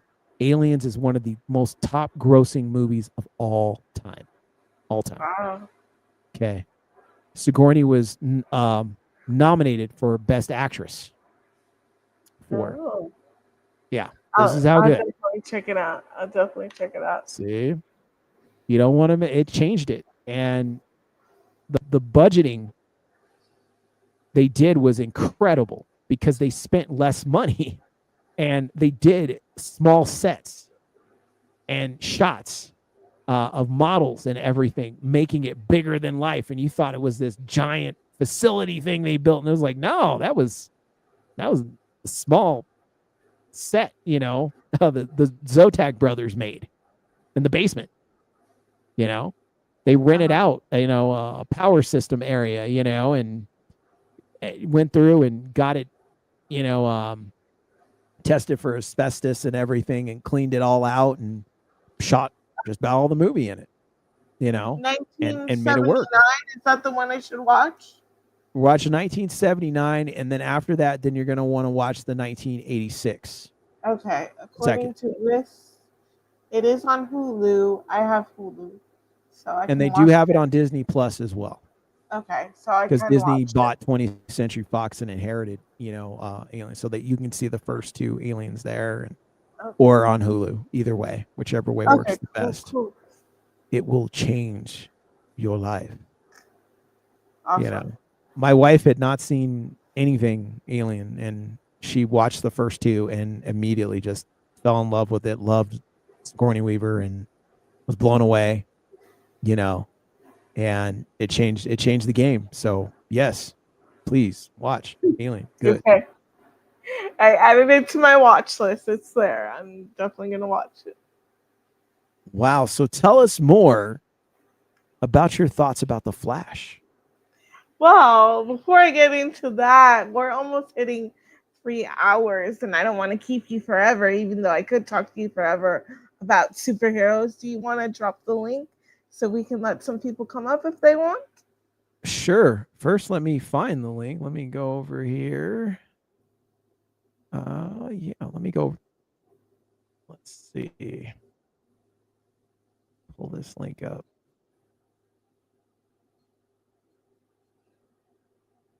Oh, I'm stupid. Here we go. No, you're not. You set this whole thing up, so please. Because I'm doing it with a super smart person. That's how Well, that works. That's you how that say works. And that person is you.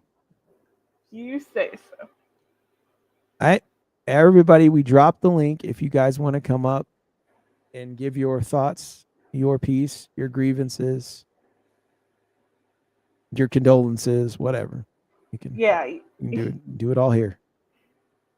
your two Yeah. cents. We would love to hear it. Please come up. And you know what this means, Pyrabelle? What? You have to come on more often because you are fantastic at doing this. So I'm going to say that not only will there be Alien and Aliens reviews and talking about that, but I see into the future many other things. Really? Yes. Yes, yes, yes. Oh, yes. Do you like Raiders of the Lost Ark? I saw, I think, the first one many years ago. I would have to refresh. Okay, I'm thinking now. Let's get some Indiana Jones going here. You Yes. know, that's something I think we definitely need to get into. I'm going because I'm a film guy, so I'm going to give you some killer recommendations, Okay. and I think we could go through this and say, hey, check this out, and then get your thoughts because Strife and I just did you were there the Last Dragon review, and Yes, he had I seen saw the that. Last Dragon. Yeah, changed the game. He was like, wow, that was a cool movie. I was like, yeah, I didn't know how you didn't see it, because Hmm. it's a hugely popular movie, and I think putting together a good list for you is going to be great, not just for the stream stuff, but it's also going to be good for you as a writer to get some new insight on some things I think may really help you out and may Thank be the you. thing to write your prize winning, award winning book in the future. From your lips to God's ears. But like I said, I'm always hungry for more knowledge, especially when it comes to writing. So I will definitely take your recommendations. Hi, Have Alex. you met Alex from What's up? Slash Tracks? Hey, I have not. nice to meet you. Pyrabelle? Very This nice. is Alex. Nice Alex to is meet a you, great Alex. friend and a great man that I'm just going to share with everybody. He has rekindled my childhood. He was able to get me the original Star Wars trilogy on VHS, unaltered, the same set I had birthday 1990 when they came out brand new. And my dad threw in my box set. An ex-girlfriend ended up with Empire Strikes Back. So I have Star Wars and Jedi, and I always wanted to get the complete set just all together. And this guy was going, oh yeah, I've got one right here. It's like, I want that Oh, set. I wow. want That that is set. like a golden ticket, a golden ticket. Yeah. Wow. So yeah, he made that happen. So I owe him for life. If I Oh, ever become a millionaire, Alex is getting, a swimming pool in the backyard and, mhm. a jacuzzi and, anything he wants because it made my whole century over here getting that. And then I got Star Wars to Jedi, the making of on VHS to go with it. Somebody had it, perfect condition, never watched, perfect price. And now Jeez. I can put it all in the shadow box and feel complete. Wow. Yeah. That is a gift.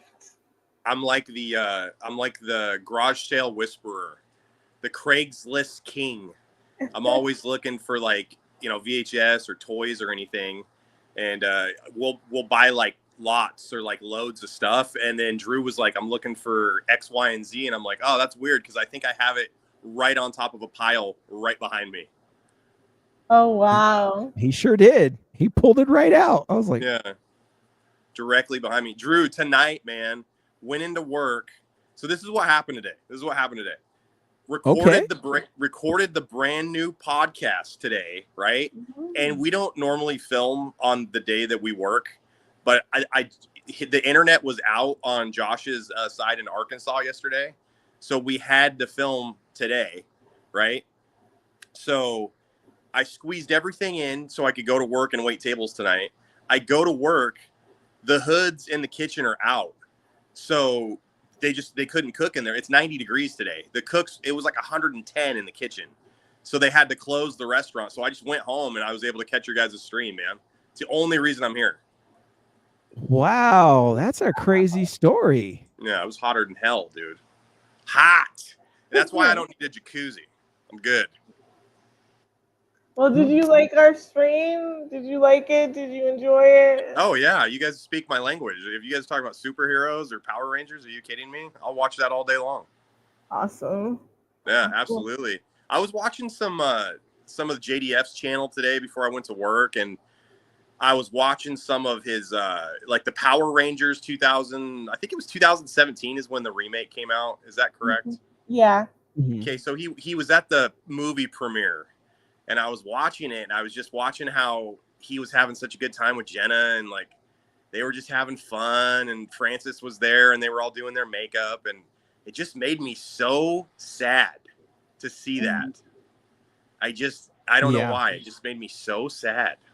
That particular scene of them in the hotel room having lunch and just having fun, it just really bothered me. Yeah. I remember when that happened, when it was going on, you know, when he showed up to the premiere and everything, and Really? Amy Jo came, and that was really cool. Yeah. The awkward standing of him and Austin standing next to each other, you know, a little awkward moment. Oh my gosh. Then the picture where they're talking to each other. Drew, I was highly offended when you thought that was my comment that Kat and Jason Geiger should have been a couple. That's, you know, better than that. I am so sorry I got you and Josh mixed up. I just saw the slash track. I'm so sorry I got that mixed up. I was like, oh man. I was going to say, Amy Jo and I are friends on Twitter. We follow each other. That's so cool. Yeah, I can't believe that you would say that to me. Now Amy Jo's going to be mad at you through me, Drew.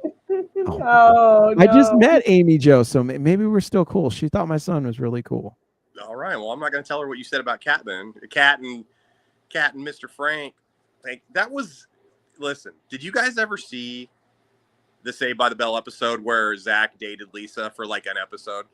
Yes, I did. Do you remember that? I do.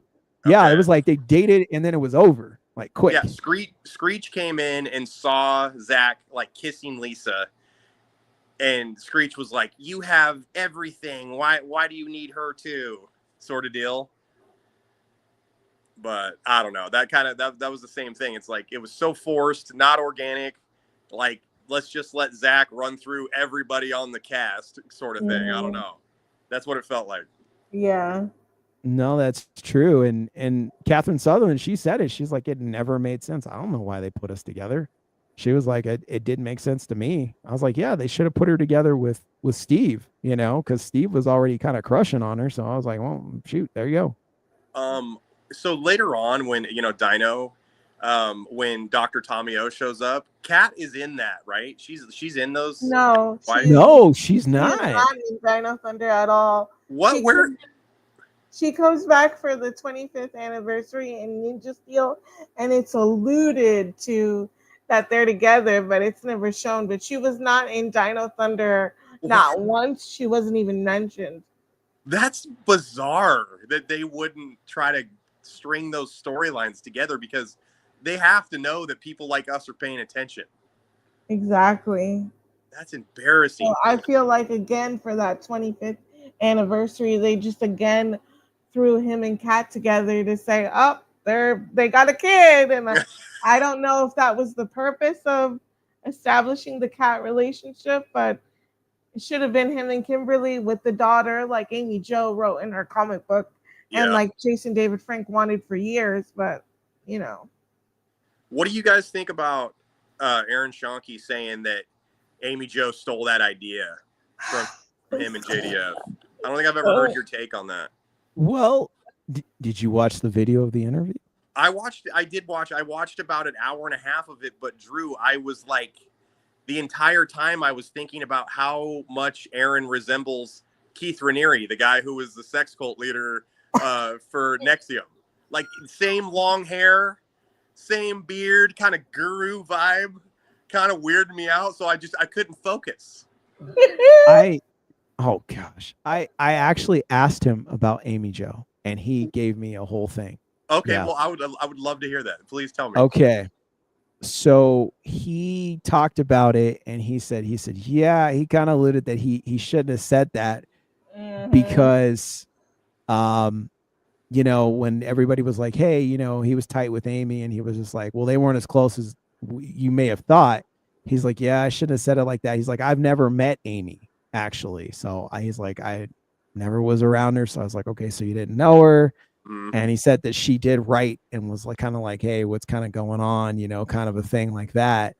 And he was like, kind of like, yeah, I'm sorry about that. I could have done that differently, you know. And then talking about the comic book thing, and you know, like all that, you know, because I kind of pointed out, like, listen, like, JDF had talked about things in the past for a long time, like, you know, about putting Amy in it and working with her and trying to do that and everything. So it made sense, you know, and for her to write and to do those things, because that was something that's always kind of been there, you know. And so we had kind of talked about that, and he kind of, you know, talked about, you know, he had kind of wished that he hadn't, you know, said things kind of like that, you know, he'd done it kind of different. Yeah, he seems like I don't know him, so I'm not going to speak like I know him, but from what I've seen media-wise, he seems like he says things before he before he thinks about how is this going to make me look in the future. And if he doesn't have receipts to back up what he's saying, that's not a good look. Angel. What's up? No, that's the thing about it. Speaking of the interview, you know, there's the man who made it happen. There he is. There he is. What's up? What's up, man? Dude, he I feel like I've been streaming for fucking hours, man. I know. And I've been online for fucking hours. That's the problem. Great interview the other day. Thank you. I mean, Drew was there too. Drew was half the team. You guys did awesome. Angel was Rocky Balboa. I was Mickey, but he was Balboa. He took the belt home. But yeah, it was a good one. I mean, I think because I put out a PR note on my Instagram, and what Drew and I were doing, we took a different approach to it. We didn't want to expose Aaron. That wasn't our intention. We just wanted Aaron to tell his story. Okay. And we gave him a platform to talk to, because nobody else really gave him a platform before us, you know? True. And I think he's appreciative of that. Sorry, I'm feeding my cat. Okay. No, everybody kind of just like Angel and I was talking about. I was like, yeah, everybody just kind of comes at him, or you know, why don't we try just like talking to him just normal and letting him just share his story and say, hey, what are you cool with? What do you want to talk? What do you want the world to know? Like, and that's why, like, I began the interview asking him about himself, because everybody talks about Jason, but nobody asks him about Aaron. Well, I think too, like, you know, and this is just my perspective, what I see. I think people come at him a lot, though, because he likes to speak for Jason. And I understand that that's his friend, you know, and I'm not trying to disrespect that. But he needs to stop trying to speak for someone who's no longer here. And I think that's what rubs people the wrong way. Him trying to say, you know, and then he kind of backpedaled in your guys' interview when he said, oh, him and Amy were not that close. But then he was like, oh, I didn't really know her. So how can you attest to their relationship? You know, stop trying to discredit his relationship with other people to make your relationship to his credit, stronger. though, I will say, to his credit, and I'm not defending that. To his credit, I mean, sometimes you get defensive of your friends. Yeah. And because at the end, Jason was so depressive and he was such in a low place, I will give Aaron grace that maybe he thought, oh, maybe Amy should be here for him, or maybe David should be closer to him. Mhm. And he didn't see them, and he was the only one around. So maybe I'll give him that grace. Okay. But like Drew and I said, there's no excuse because I even brought up that Jason was very close to Amy and David, Exactly. especially around the time that he was getting divorced. Hmm.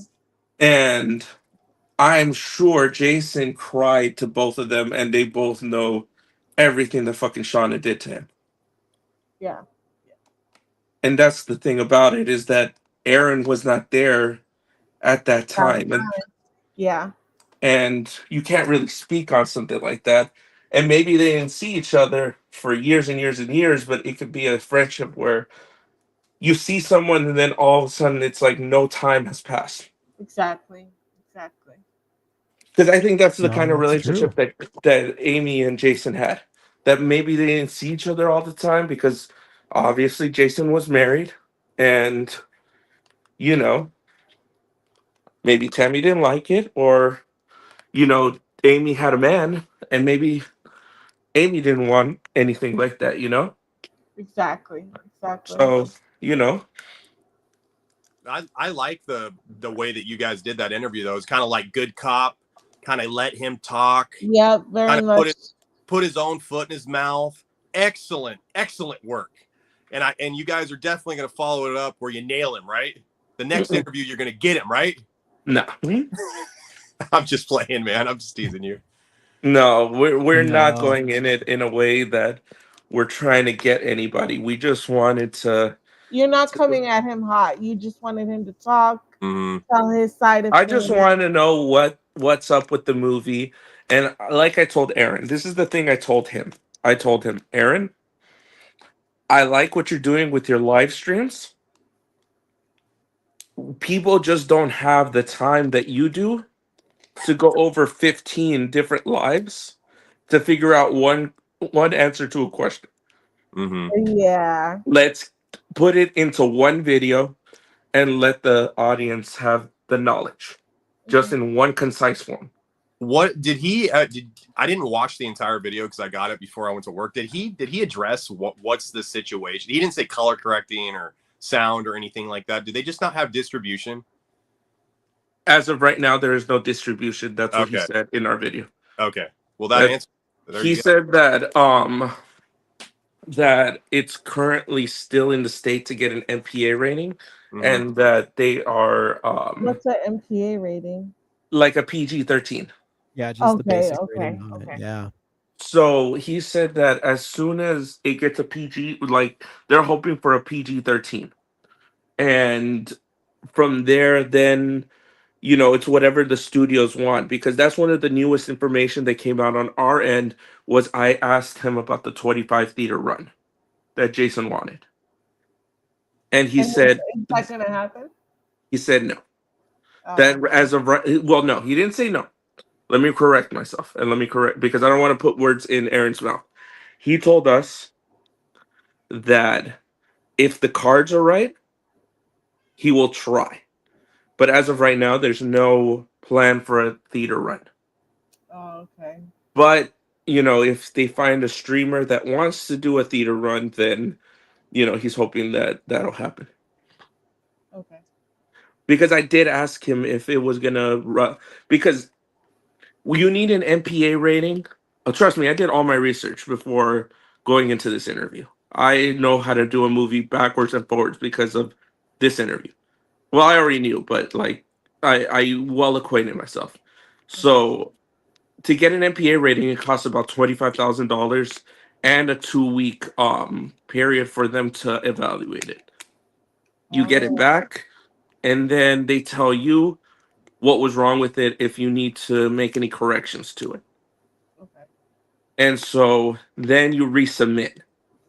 And to Aaron's credit, he did say everything correctly. He said that if they get an R, he has because I asked him, I was like, well, Jason's dead.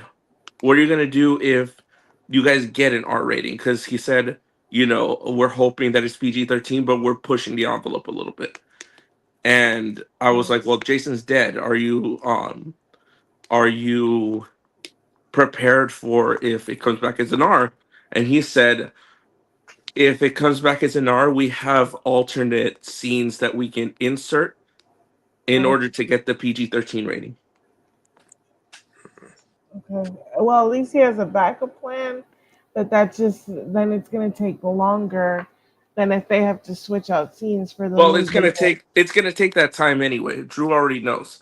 Usually, with the MPA rating, there's always a turnaround time. Okay. It's Okay. rarely ever you get the rating you want and then you're ready to go. Rarely. Okay. That's true. The problem, like, I think me as just like a fan of JDF and waiting for this film for so long and being so emotionally invested in it before, I'm not anymore. Same. I think the problem is that if it keeps getting pushed back and keeps getting pushed back and keeps getting pushed back, I think a lot of people are going to check out mentally and not be open to even spending one dime on it, and it's going to be like a forgotten property, man. I think at this point, it's only going to be pushed back maybe one more time. I don't think he has the grace to push it back more than a year because at this point, I don't see it coming out this year, and this is my opinion. It's not anything to do with Aaron.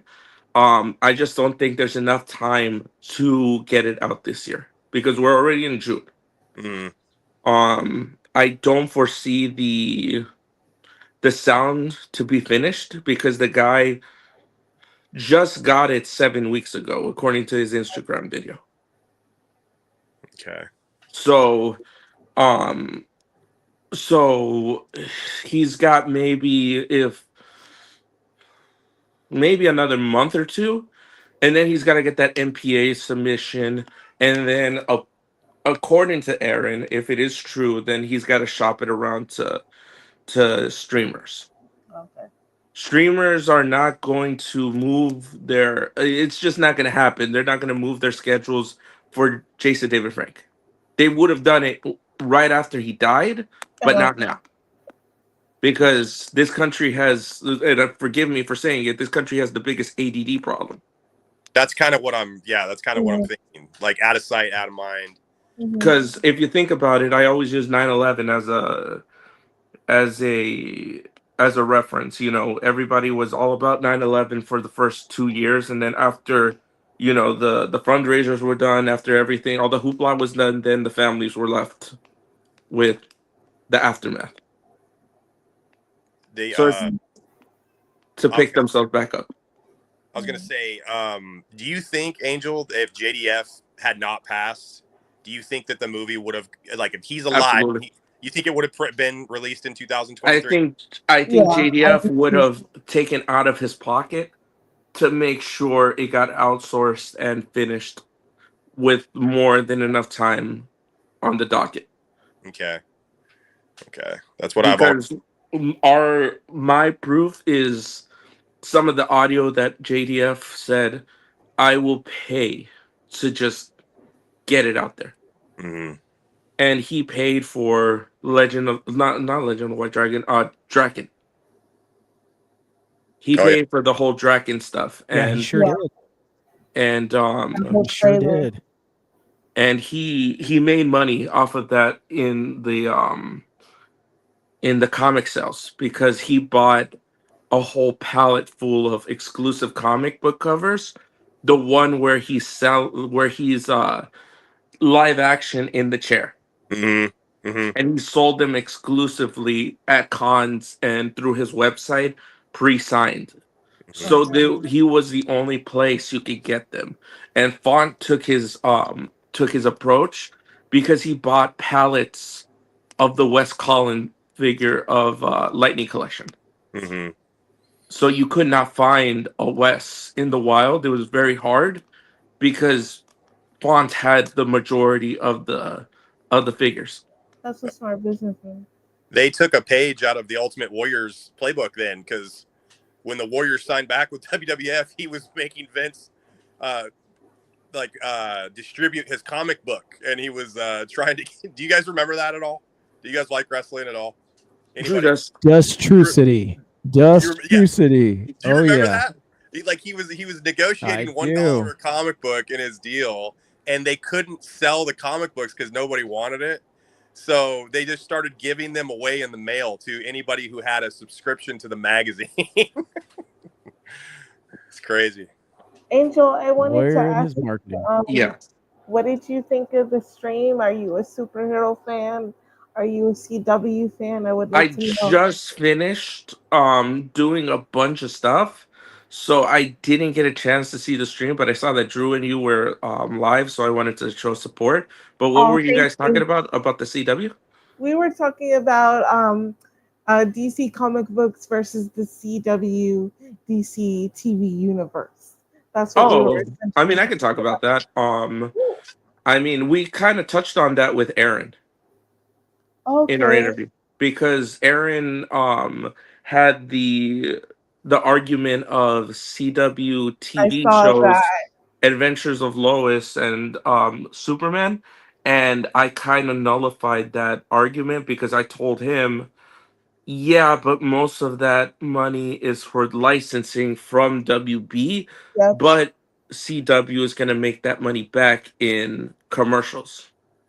yep, So, yeah, they're going to spend money to get the license, but they're going to get it back in revenue. yeah. So they'll get I, it back in the back end. And then I gave him the argument of Supernatural that it no, the was it was their own IP that they could spend less and reap all the benefits. yeah. Very true. Yeah. So have you watched any of the CW shows of that universe? Do you have a favorite comic book? Have Oh, you absolutely. tell me? I'm interested. Supernatural. Ah, there you go. Okay, so you're a Supernatural fan like Dust. Yeah. Okay. True, maybe our next stream we should do Supernatural and we should have Dust and Angel come on. I would love that. I've never sat and watched the show, so I would Oh, have I to. think you'd like it, Drew. I think you would too. There's a lot of old horror references, and I think you Mhm. would like it, Okay. especially because it's all practical. Oh And wow. it's based on urban legends, and yeah, it's got this horror element to it. I think for the first two seasons it was like known for like the scariest TV show on television or something like that. Does the Yeah, Invisible Man show up? I think they have a reference to the Invisible Man a few times. Yeah. Okay, I'll take it. Yeah, they do. There's All like right. a whole episode on classic Universal monsters where they go to a beer fest and they investigate a few murders, and it turns out it was like a shapeshifter that turns into the classic monsters and kills the victims exactly like the old classic monsters. What? And they have like a reference like when because there's always references to bands, to classic rock bands, and Mhm. like they'll be like Music. yeah, they'll be like Special Agent Singer, Special Agent Murphy, like from they're all like rock musician names. Yeah. And so in that one I Wow. think they reference Van Helsing, Dr. Van Helsing, not the Hugh Jackman one. Wow. Okay. Yeah, I'll Mhm. have you would to. enjoy it. Yeah, I gotta catch up and check that out then. Because Yeah. I I was think thinking people about like looking at it. Dustin told me that he's like, yeah, you should check it out. I was like, I just haven't got it to it yet, but it's really I'd good, love to check it especially the out. first 5 Love seasons to are phenomenal. get your guys' take and opinions on the show because I know it's a very loved and popular show. Oh yeah, I mean it was on for like 15 years. 15 years. Yeah. Wow. Who's your favorite character, Angel? Oh, Dean. Dean, Yeah. 100%. Yeah. Yeah, they did my boy wrong. I know. We don't want to give Drew spoilers, but yes, they did. Well, I'm gonna find They out did either Dean wrong. way. The So did I guess I'll let you know, Drew. They originally had a bigger plan for the finale, but Oh, COVID got in the way. Oh, okay. Yeah, Oh man, so they made and one of Drew, those drastic decision moves. if this makes you yeah, even more invested, I've seen interviews with the original writer. He took a lot of inspiration from Luke Skywalker and Han Solo for the characters of Sam and yeah, Dean. yeah. Yeah, 100%. Really? yes. Yeah, And he said Sam Okay. is Luke Luke and and Dean is Dean is Han. Han. Han. Yep. Okay. Well, I'm gonna check it out now. And you guys put it like that. I gotta see. And You tell in me his some Luke in his Skywalker and Han Solo, I'm original in. drafts of the script, their last name was going to be Harrison after Harrison Ford because he's a big Harrison Ford fan, but he ended up changing it to Winchester. But originally it was going to be Sam and Dean Harrison. That would have been cool. I would have loved to have seen that. Okay. Well, man, all these cool comparisons and references and inspirations. I got to check out. I'm And gonna it's have to wait funny to see because he Central said tonight. that Chris J's um big Superman um You okay, reference buddy? was excuse me, was Smallville. That he was a big fan of Smallville from Legend of the White Dragon. Oh Oh, wow. Oh, okay. Well, I didn't know that. Yeah, and I love Smallville because We talked a lot about Smallville, right, Drew? we oh, did. that's funny. Yeah. Yeah, Tom Welling is my favorite Superman, besides Yeah. Christopher. Yeah. And then, like I think I told you, Drew, that Tom is the only one that Christopher Reeve approved of. Yes, you did. Yes, that's right. Yeah, like like Christopher, he said was visibly upset that Tom didn't get the role in Superman Returns. Oh wow. Like he went on set, I think it was the last day where Reeves was he was at at the astronomer or whatnot at the astronomy, and Yeah, he yeah. was like it was like the last day of filming, and they had just announced Superman, but I don't think they told him who it was, and he was expecting it to be Tom. Yeah. And then he's all like, "Oh, I'm so glad that they chose you for the role." And then Tom was like, "Oh, I had to break it to him and be like, they actually went with Brandon. They didn't go with me." And then he was all like, well, you're my favorite." Oh, that That's a warms pretty my cool story. heart because he did. And then I was close to the original actor who was Superman. He was one of my old clients. Which one? The young Superman, if you can look it up for me, Drew, because I'm on my phone. I forgot his name already. The He original was Kirk Allen, no. Kirk Allen, or George Christopher Reeves. Reeve one. The Christopher Reeve one. He played young Superman. Oh, in the beginning of the movie where he's kicking the Mm-hmm. football and everything when he's a Yes. Oh, teenager. that guy. Okay, okay. Teenage. Yeah, Super. look him up really quick because I'm not on my computer.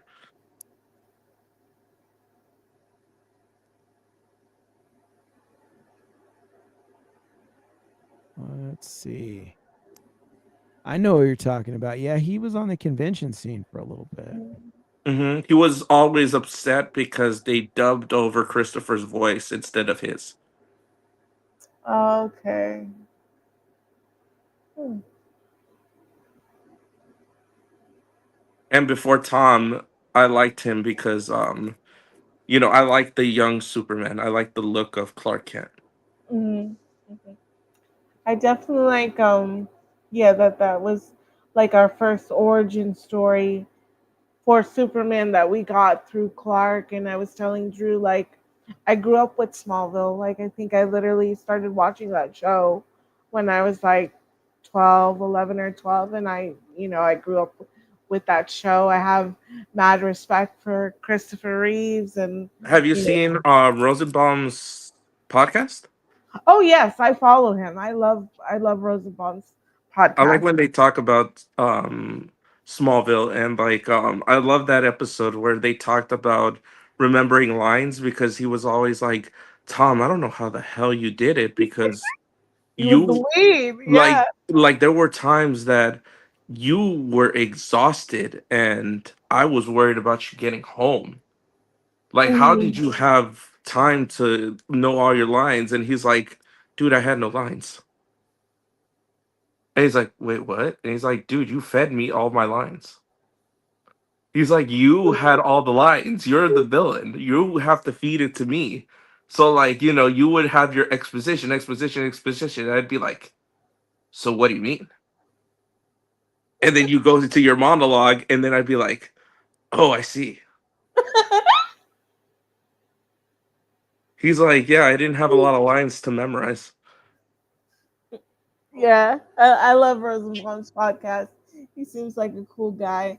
I haven't met anyone from Smallville, but I've met a couple people from the cast of Arrow. I've met like Stephen Amell, Dave Ramsey, and Patty Spivot from The Flash, and they were cool. They were very cool people. No Colton Haynes. No, I haven't met Colton yet. He needs to do more Orlando conventions. Oh, you're in Orlando?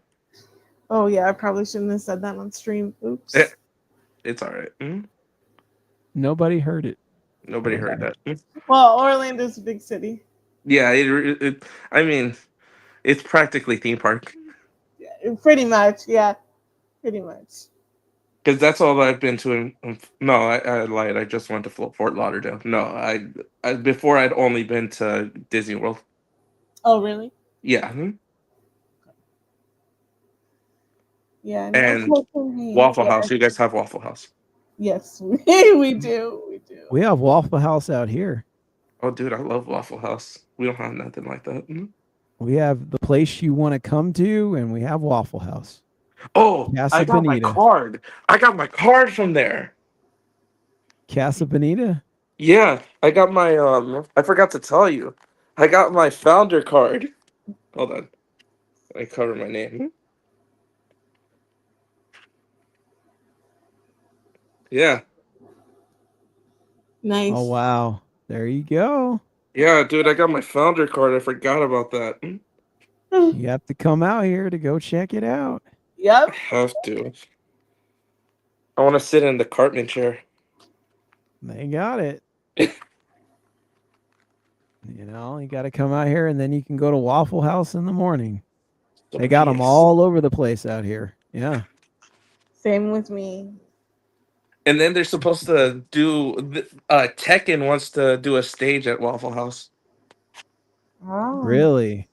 Yeah, so they already reached out to Waffle House to see if they can get the name, but if they can't, they said they might go with Brawler House.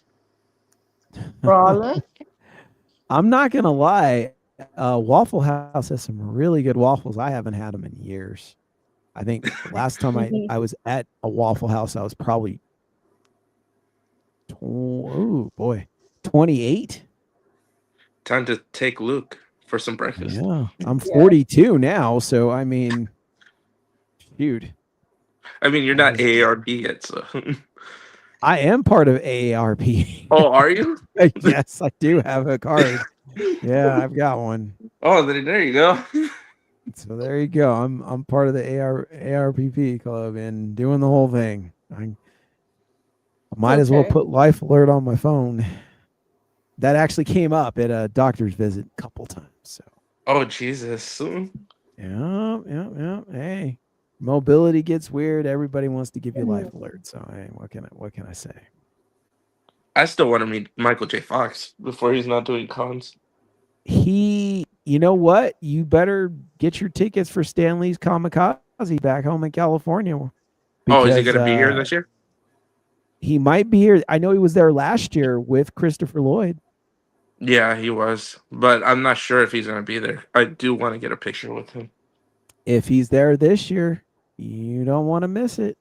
I know. I I missed him know. once at Silicon Valley Comic Con because we got there later and we had missed him. Christopher Lloyd was still there, but we missed Michael J. That's the one where Stanley almost took us out with his golf cart. You should So have got. You should have acted like you got hit and be like, my neck, my back, my neck and my back. I, Oh, I'm gonna sue I'm you telling unless you you, give me if like they moved 5 signatures. like a couple inches more, they would have got me and my wife together.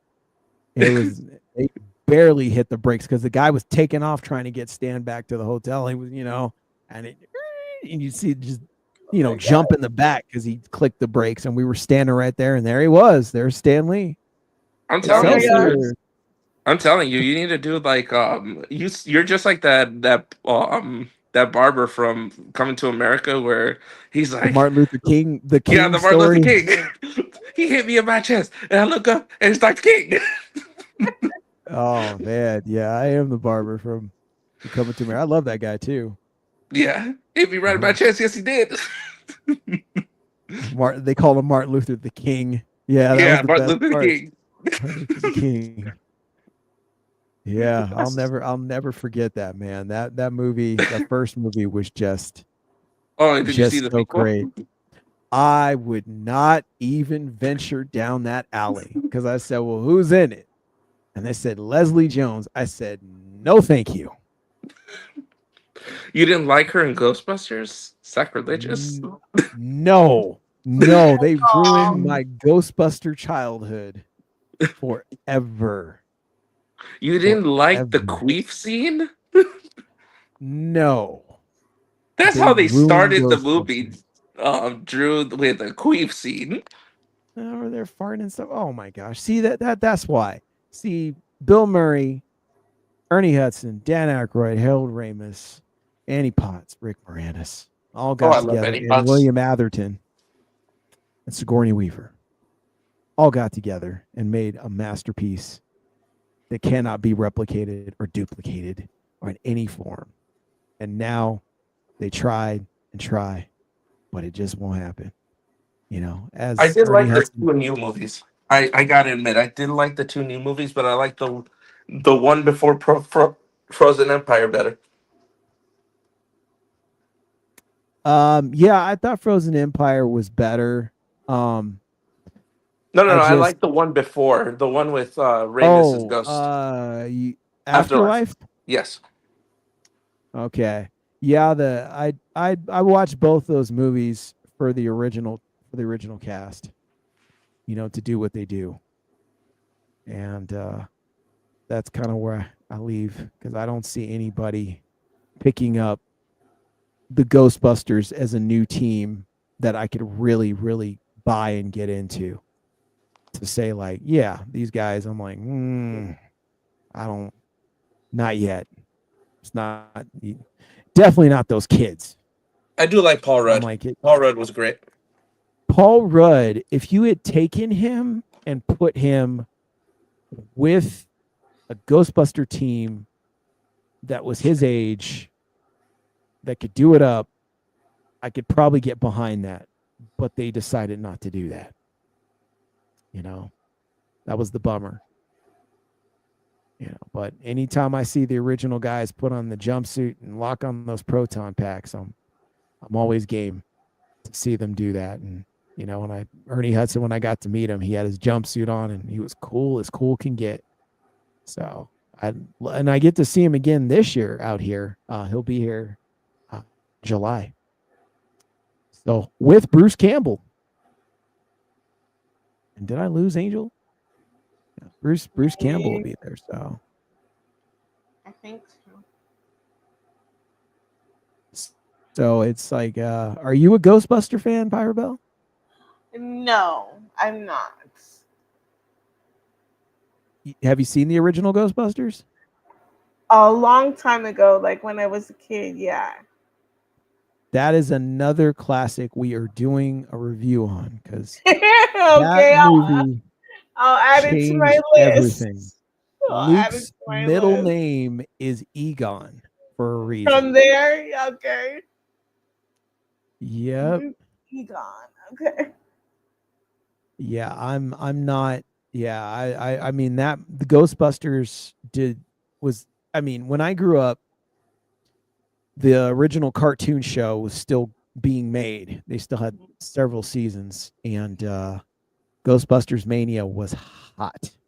I was Okay. there in the 80s, and it was hot and it was popular, and they had commercials left and right, and cereal and yo-yos and t-shirts. I'm still mad that my mom doesn't know where my original Ghostbuster shirt is from the 80s. I had one that I was saving if I ever had kids to give to the kid. Now I have one, and Ghostbusters is his favorite thing. And I And asked you my don't mom have where the the shirt shirt. was. She didn't Oh. know. But it was and I can't find it. I cannot find this shirt. What it was a skeleton with sunglasses with his hands up screaming, like a skeleton head with skeleton hands with Ghostbuster sunglasses on screaming. And it's I think it's Ray and Winston right here and Egon and Peter right here, and they're shooting um at the skeleton, and it says Ghostbusters, and it glue in the dark, Oh, cool. and it was super cool, and it was the coolest shirt I ever had, and I purposely saved that, and there was the Ghostbuster symbol right here on the arm, and I saved that for whatever little person I had in the future. And now I have one. He's a huge Ghostbuster fan. I said, "Hey, Mom, you see that shirt?" And she's like, "Oh, yeah." What do you mean? I don't know. What happened to my Batman shirt? I don't know.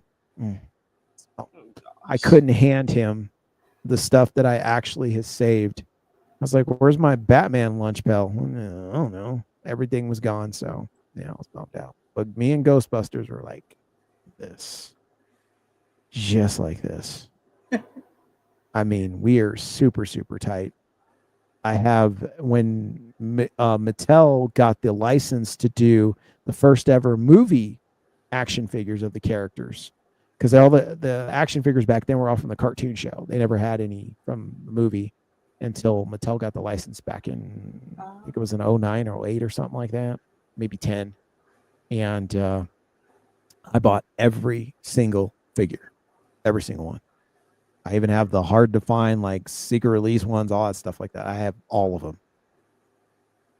So yeah, I love everybody. I love Ghostbusters.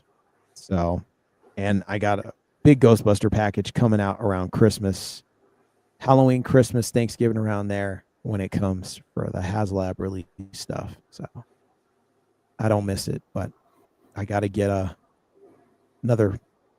proton. I made a proton pack. I got to get a really cool one. They've got a couple options in the future I'd love to get, and my son would probably take that one like he did the one I made, and run around with it, So if I get one, I got to get him one too, because I'll never see mine again. Just like when I got my new Theory Saber lightsaber, they had a buy one get one free mystery box lightsaber, so he ended up with a lightsaber, and I got one, and of course he wants the one that I have. So Of course.